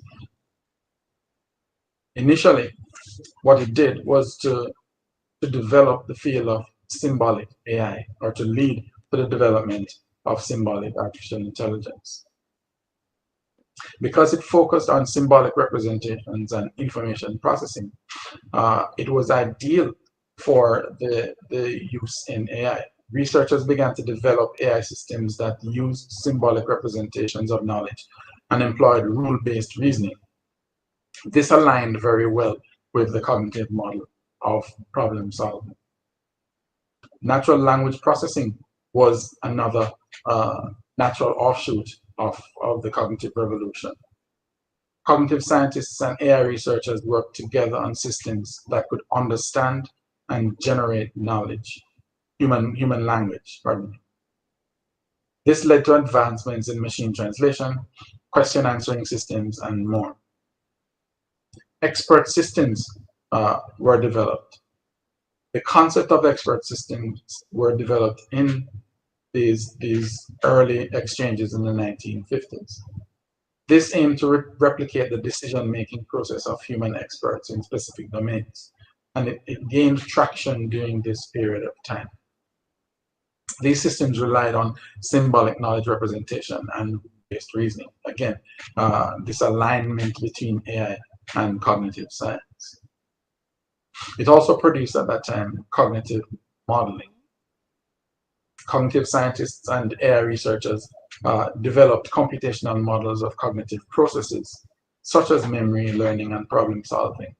These models help to bridge the gap between psychology and AI by providing insights into how AI performed cognitive tasks.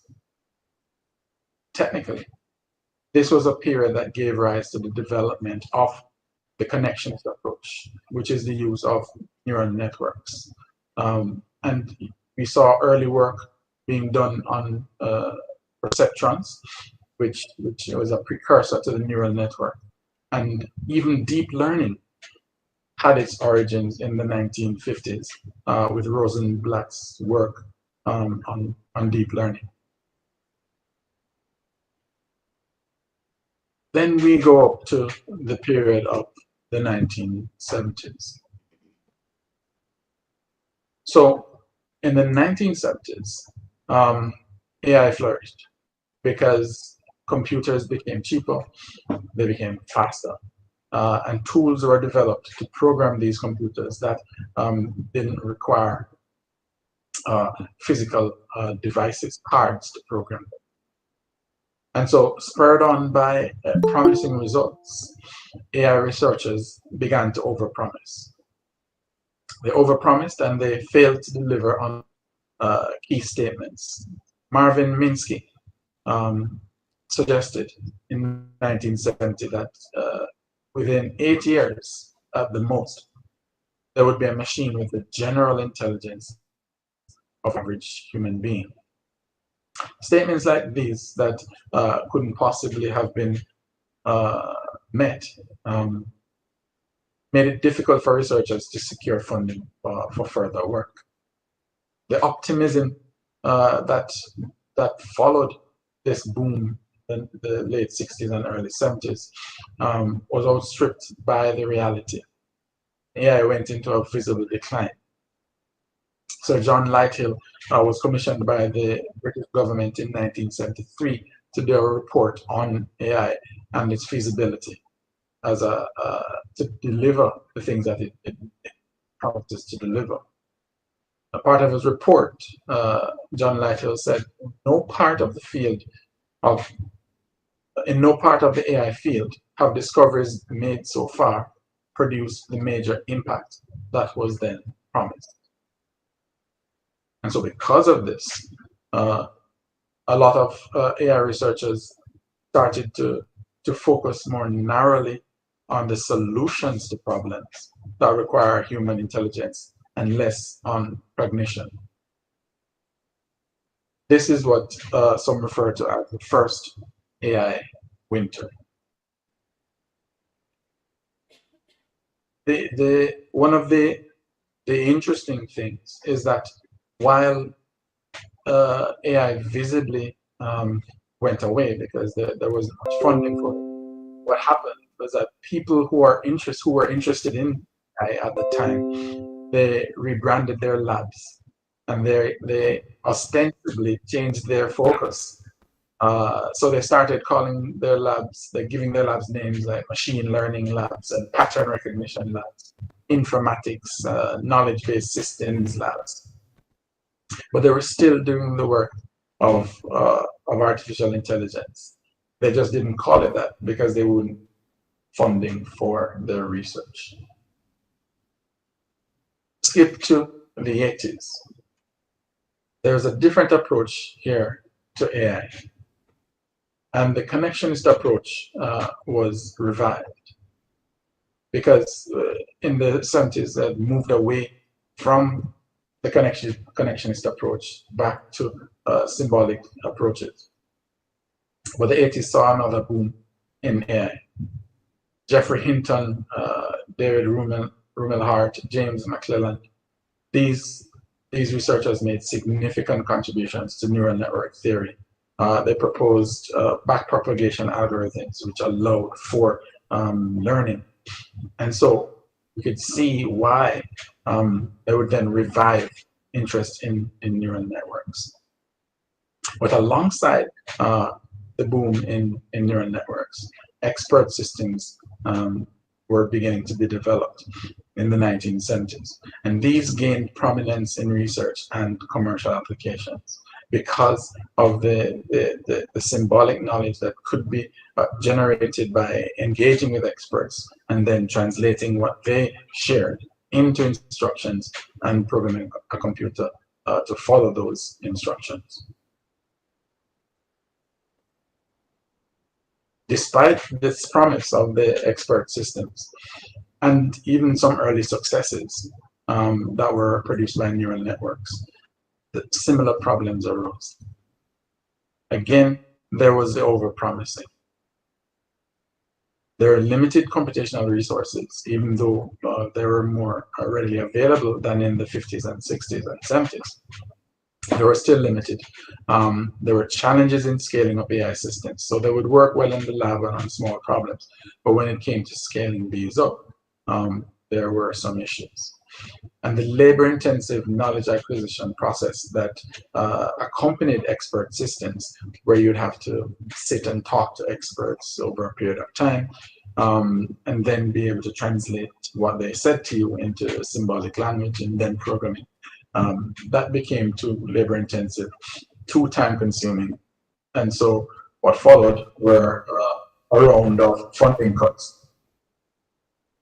So funding was cut, interest in the area waned, and commercial entities failed. Commercial entities that had invested heavily in providing computing power.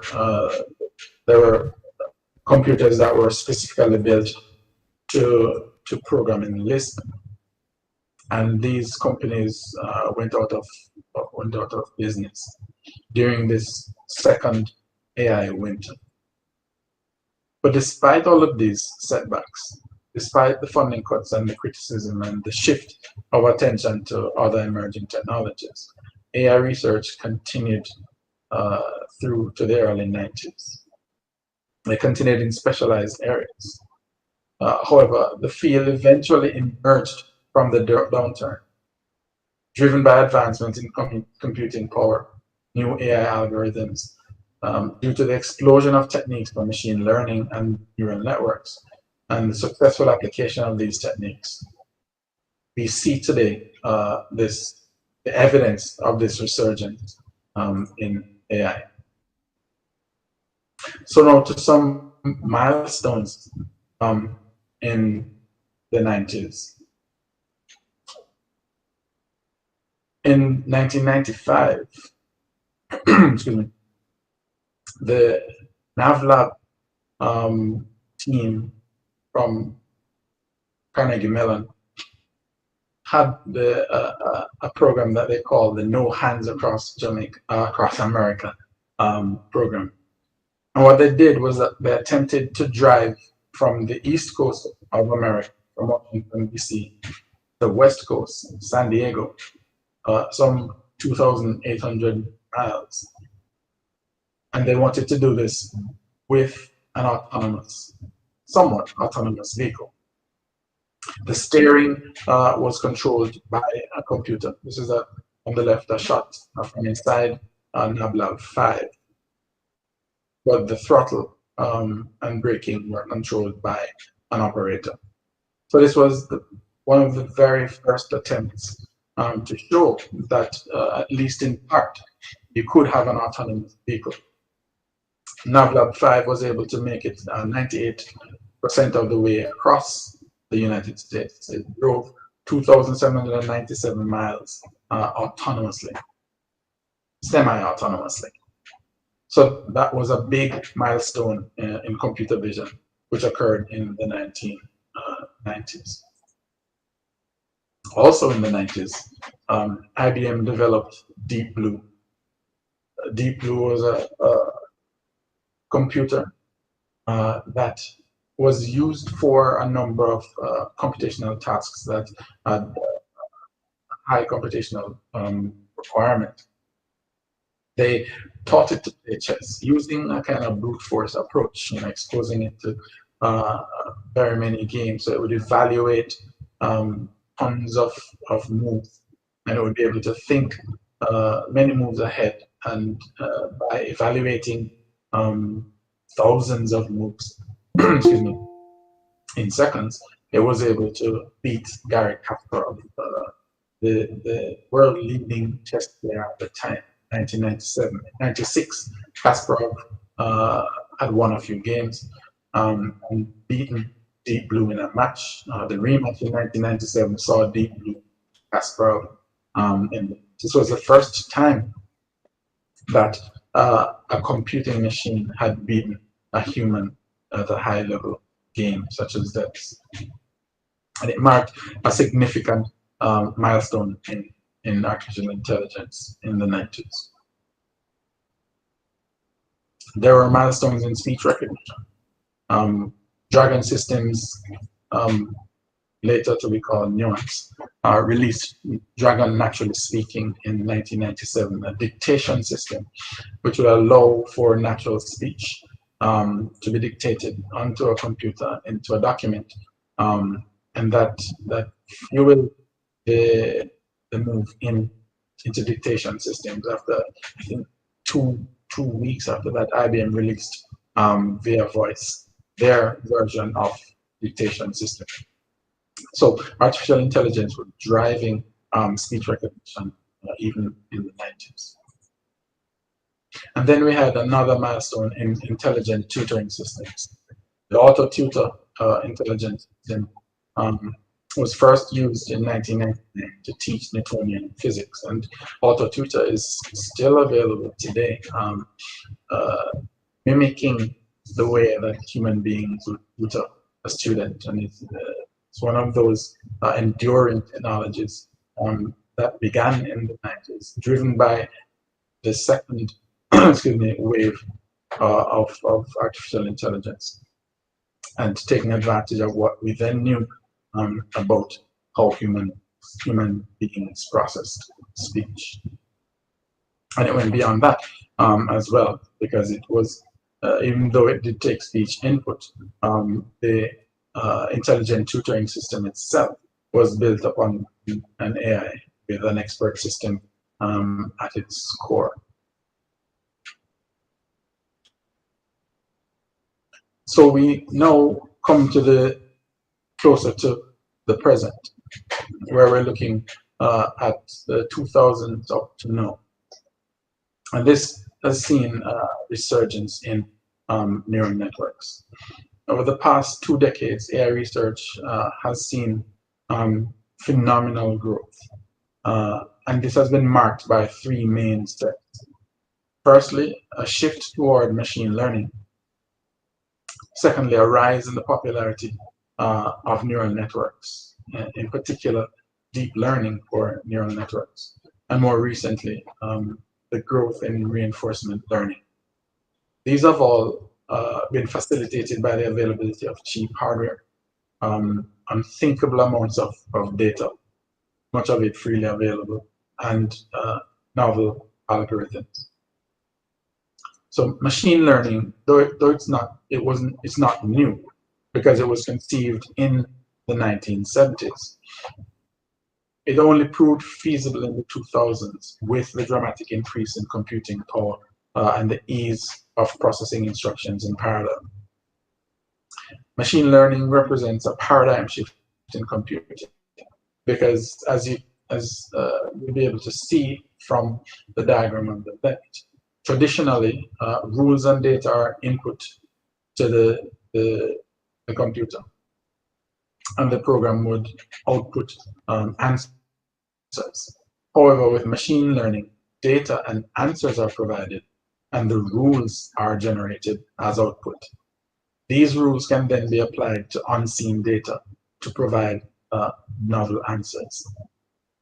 And this was one of the keys to making artificial intelligence successful, commercially viable, and more practical for use in everyday problem solving. The shift to deep learning was gradual. You'll see on the graph on the right-hand side shows the proportion of papers that mention each of the topics: neural networks, Bayesian networks, Markov models, evolutionary algorithms, support vector machines. And you can see between 1993 and 1999, there was a spike in use of support vector machines. Markov models ruled the day. Evolutionary algorithms are also getting a lot of mention. But beyond 98, you see where there is almost no mention of neural networks between 1998 and 1999. Excuse me. Then you had another spike in support vector machines. Support vector machines started to be the technology that was very important. But you saw the use of neural networks in papers published. And this was taken from the Arxiv archive. So this is only a fraction of the papers published, but it gives a good representation of papers in the brain. You see a rise in the use of neural networks between 1999 and 2004. But then again, it dipped, and Markov models, evolutionary algorithms, support vector machines, all started to have significant sway again. But after 2012, you see a huge jump in the number of papers referencing neural networks. Significant increase in the number of papers mentioning neural networks. And this shift took place because of the groundbreaking work of Jeff Hinton and his colleagues. What they did in 2012 was to train a convolutional neural network with deep learning techniques. And this revolutionized computer vision and changed AI forever. Nowadays, these techniques are applied to a vast array of domains, not limited to computer vision, and they're producing remarkable results. You can see that there is a rush. This graph stops at 2018, but the increase continues. There's a bit of a fall off, pardon me, in 2022, but nothing significant. There is still a lot of work being done. Many different areas, and neural networks are being applied across significant areas. And then there's reinforcement learning, which is the third factor to the increase in interest and in remarkable results with deep learning and networks. Reinforcement learning is a subfield of machine learning, where an agent learns to make sequences of decisions by interacting with an environment. It has a learning policy or a strategy that maximizes some kind of reward over time. So the agent will take actions to transition from one state to another, receiving feedback that is rewards from the environment. Reinforcement learning is commonly used in applications like game playing and robotics, recommendation systems, and autonomous control. And reinforcement learning is leading to a lot of significant results in this space.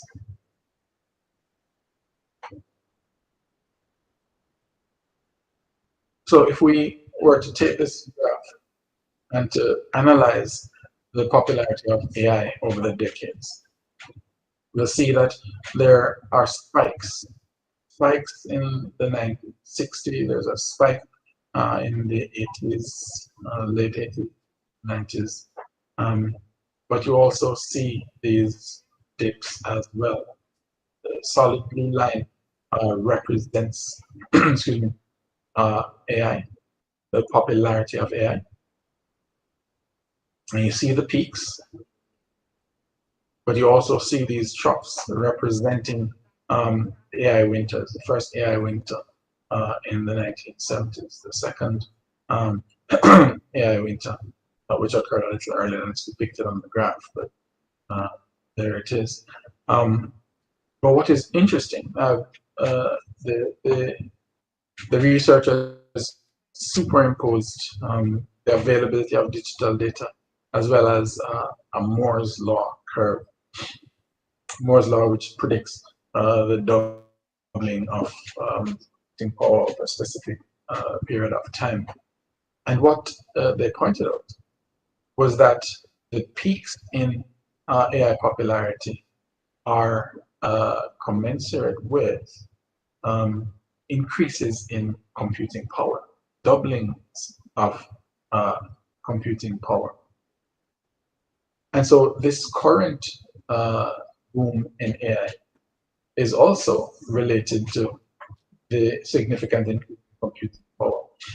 But further, it's related to the increase in the amount of digital data available for training, because these systems are incredibly data hungry.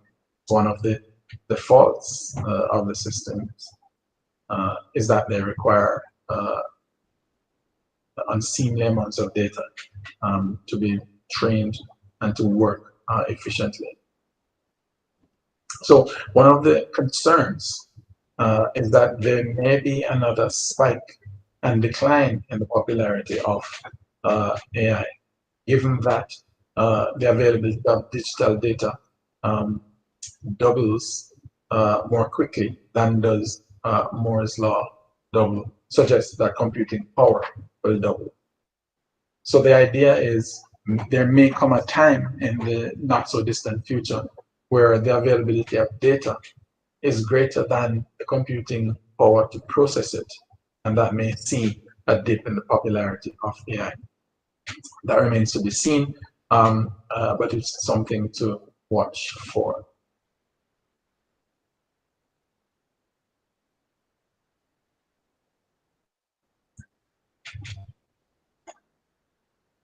Now, I want to talk to us a bit about the transformative power of AI.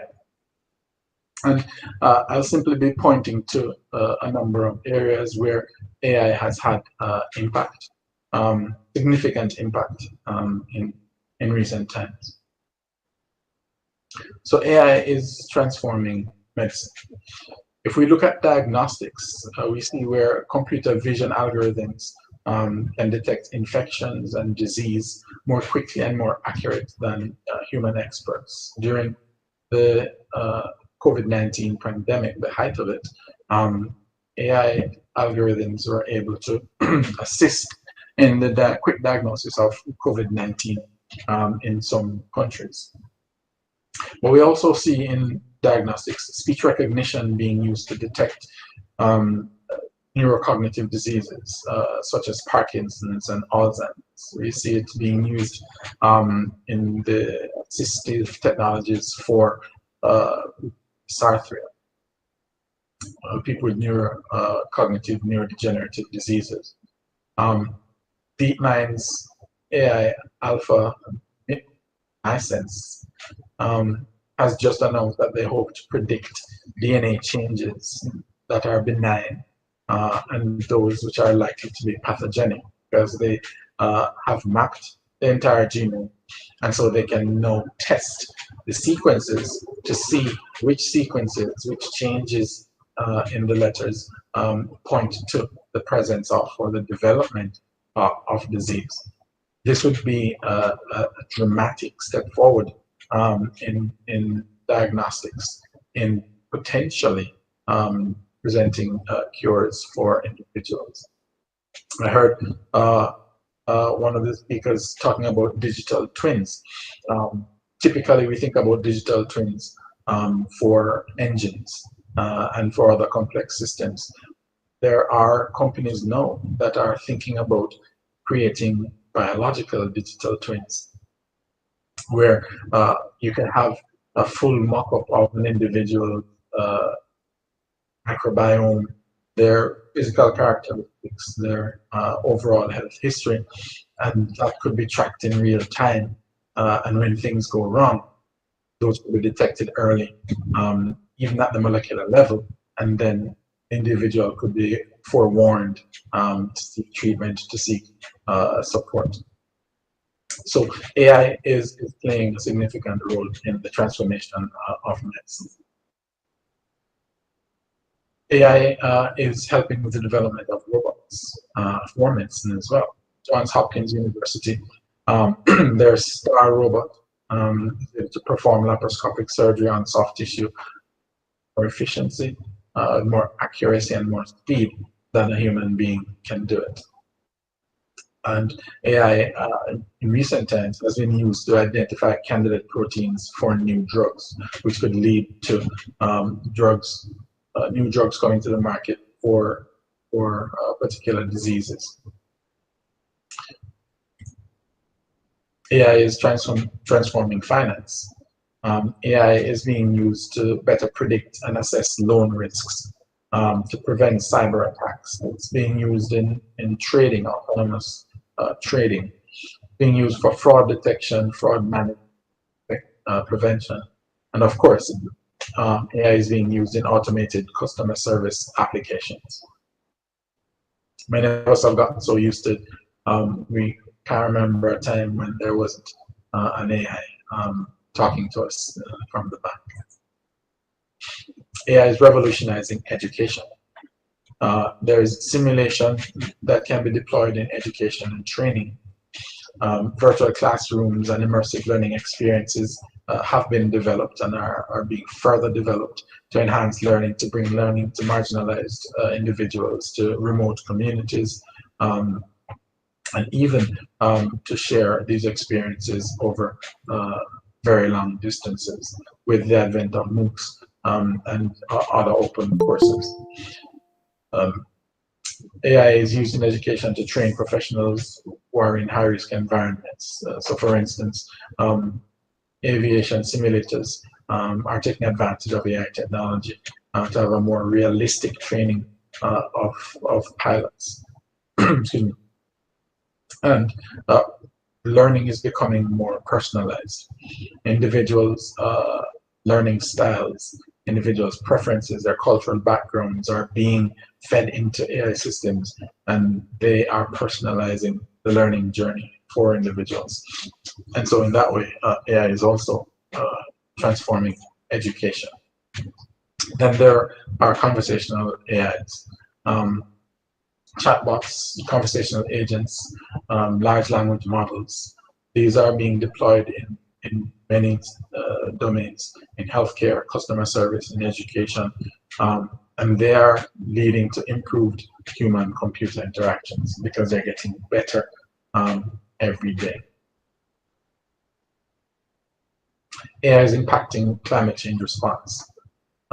Transforming it, in fact. Computer simulations are being used to model climate change more efficiently using AI. We're better able to predict natural disasters and their effects, importantly. So we can see potentially what the damage is going to be, given certain parameters, and the response can be coordinated, can be more efficient, and be deployed far earlier.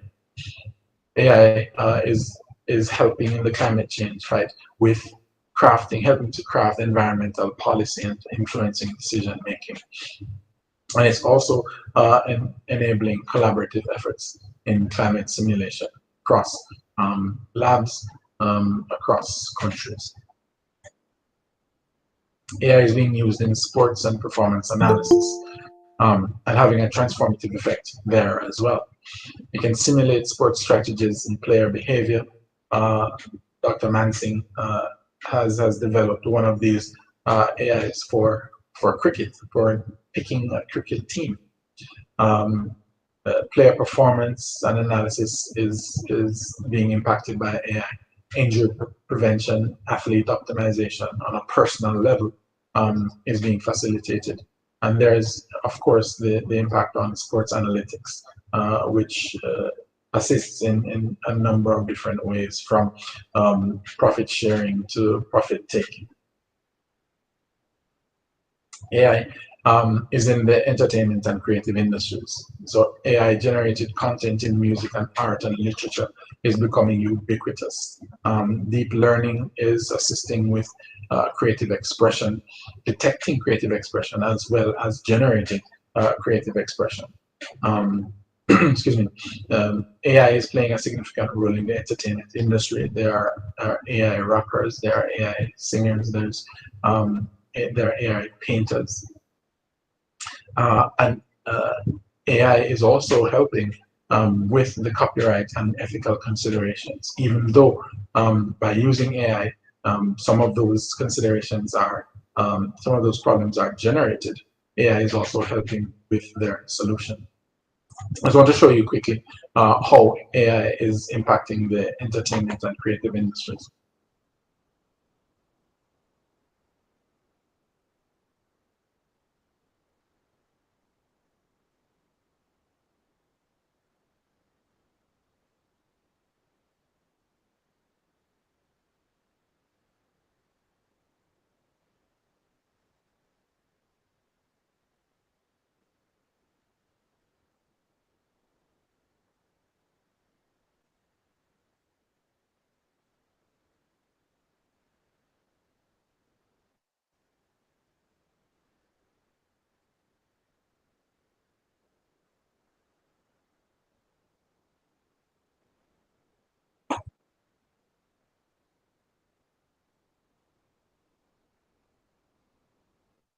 This performer is an AI-generated version of the other lady's mother.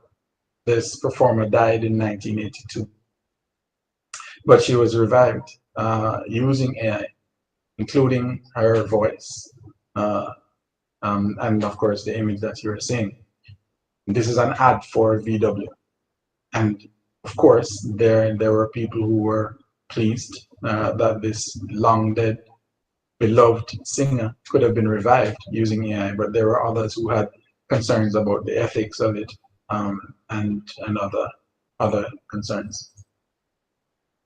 So we've looked at the history of AI, we've looked at the transformative impact of it, but we started by talking about AI as being the search for determining human intelligence and having computers emulate that intelligence.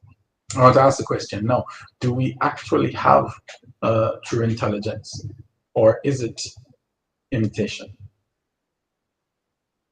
Herb Simon is one of the forefathers of modern AI, and he said this. He says, AI can have two purposes. One is to use the powers of computers to augment human thinking, just as we use motors to augment human or horsepower. Robotics and expert systems are major branches of that. The other is to use a computer's artificial intelligence to understand how humans think in a humanoid way. If you test your programs not merely by what they can accomplish, but how they accomplish it, then you're really doing cognitive science. You're using AI to understand mind. So these two branches of AI are what we are now faced with. We have the branch that is just thinking about what AI can accomplish, what the programs can do. And then you have the people who are still thinking about, mostly cognitive scientists, who are still thinking about understanding the human mind. So most of the advances that we see now fall squarely into the category of what's referred to as artificial narrow intelligence. This refers to systems that are designed to accomplish a specific task. Even where transfer learning is possible, where if you have enough data, you can train a system that was initially trained for one domain to perform in another. Even with transfer learning, artificial narrow intelligence is far less versatile than human intelligence. But AI is very attractive because most modern researchers working on AI are task-oriented. They want to get things done. They're not so concerned about the how, though you have some efforts now being put to understand what these internal representations of these deep neural networks are and how they relate to the mind and to thinking. But they're far and few between, and most of them have only started to do this now because many of the problems that they were working on are already solved. Another attractive property of these AI is that the current connectionist approaches already do a good job of solving important complex problems. So if you're set out to solve problems and you're already doing that, even though it's an engineering solution and not one which is driven by cognitive science, what does it matter? That's the thinking of many researchers. And the applications are so easy to build and to deploy. We don't really need to know how they work. We just need to know that they work and that we're able to deploy them for our own purposes. The second branch is what is referred to as artificial general intelligence.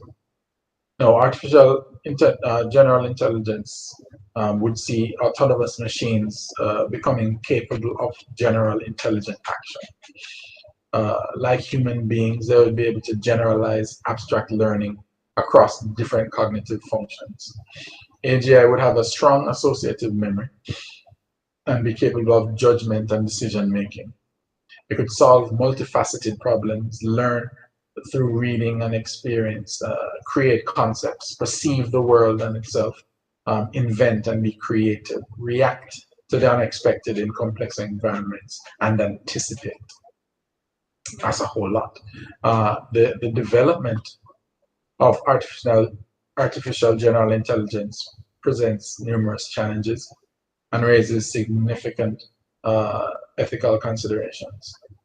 AGI, which aims to create machines with human-level intelligence and general problem-solving capabilities, poses unique difficulties and potential risks.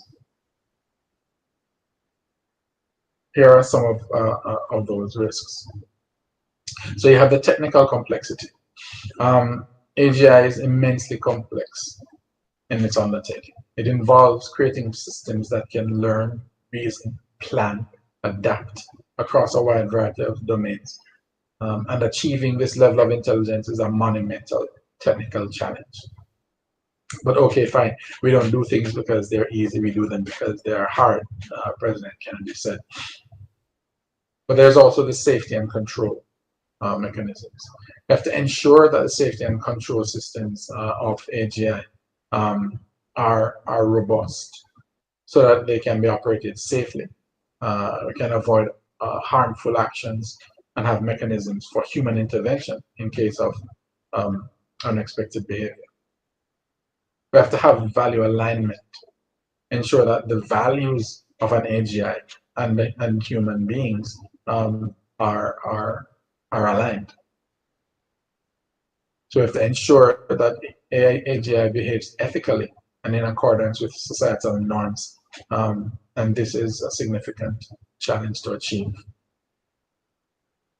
There's a resource intensity, computational power, data, in the researchers' funding. All of these can be limiting factors. There's no regulatory framework for this, and so we have to establish universal guidelines so that responsible AGI development can take place.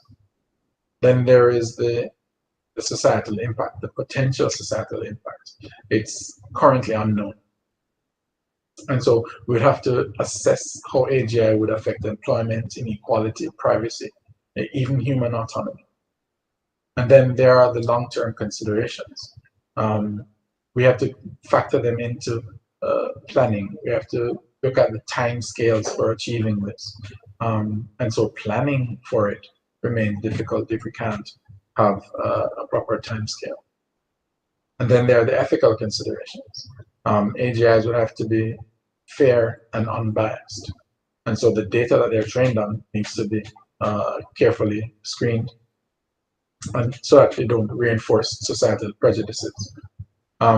We have to be concerned about AGIs becoming autonomous. There has to be some amount of accountability for their actions, and that's a complex task to achieve. Ethical frameworks for responsibility and accountability certainly have to be developed. There's privacy. AGI systems will be processing loads of data. If they are intelligent, they will be able to interpret, to use, and to manipulate that data. And so individuals' privacy would have to be safeguarded. They have to be transparent and explainable. They can't simply be allowed to develop autonomously without it being transparent to human beings, how they are developing and what they're developing into. Otherwise, there will be a lack of trust and a lack of accountability. We have to think about safety protocols, job displacement. There has to be global collaboration on these ethical considerations. And again, there has to be the alignment of values so that AGI would be serving humans' interests and not its own. So what's the future of AI? We have to transition from imitation to innovation. We have to progress towards artificial general intelligence. We have to think about AI's role in shaping humanity's future. And we have to encourage responsible AI research and development.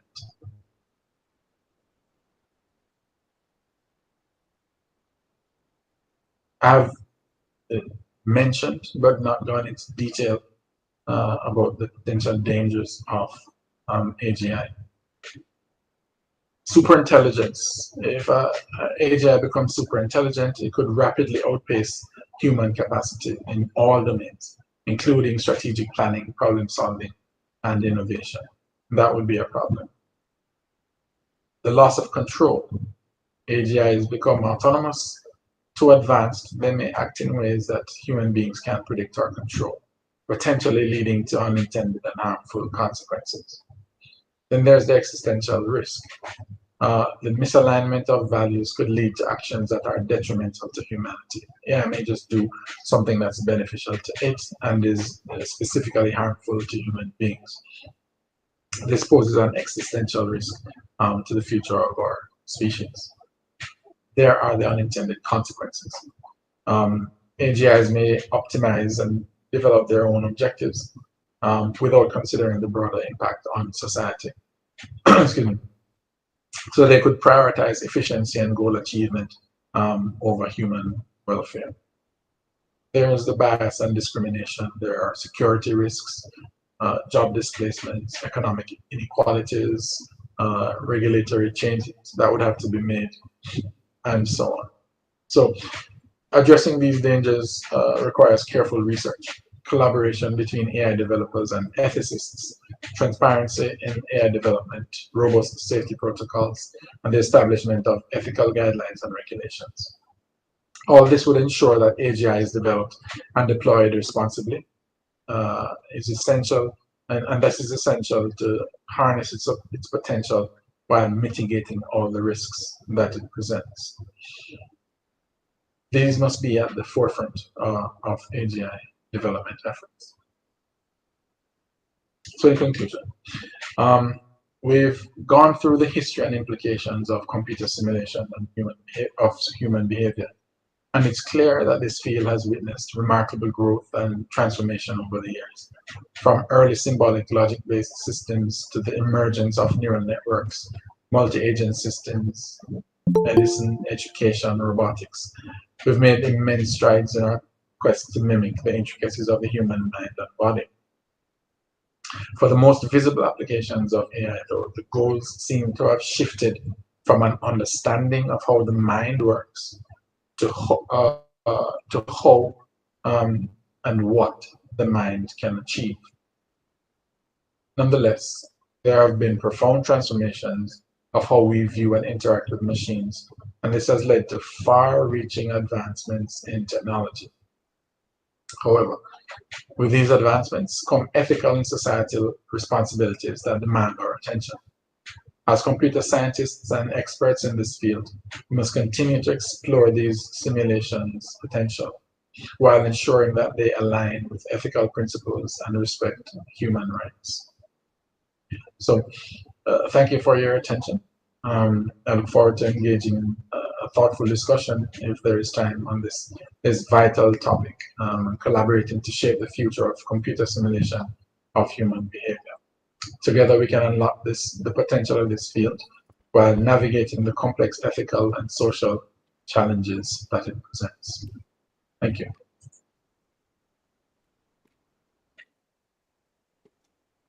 Thank you, Mr. Andrew Kai. We are really overwhelmed. In an hour, you have taken us on the journey of AI. So now the question is left to us to see that whether AI is imitating or it is creating an innovation. The various features that are being covered in AI right from its evolution till date, from the past histories of 1990s, covering each and every platform of the computer science. How is it revolving around artificial intelligence? Excellent. I can't express in a very small word of thank you, but really admire the collection of data, what you have delivered today in the middle of the night. Thank you so much, sir. We are indeed proud to have you on the board today. And I think our researchers have got the ample amount of information wherein they'll be pursuing further to lead AI to innovation rather than imitating it for something else. Thank you, sir. Teja, could you give the vote of thanks?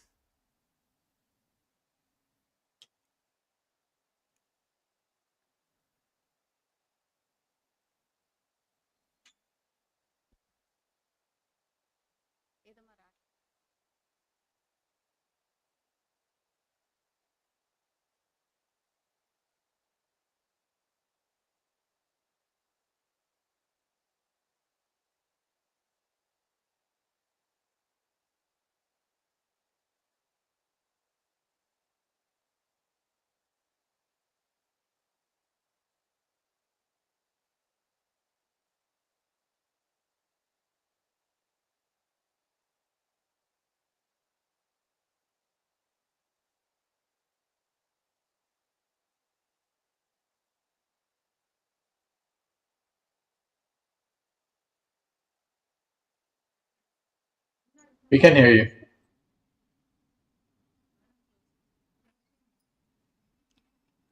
Sir, thank you very much. We hope to see you soon in the southern India, and we shall have idli and dosa together very soon from our home, not from a hotel too. Thank you very much and see you soon, sir. Thank you. Take care. I'll hold you to that promise. Thank you. Thank you. Good night, sir. Good night. We can sign off now.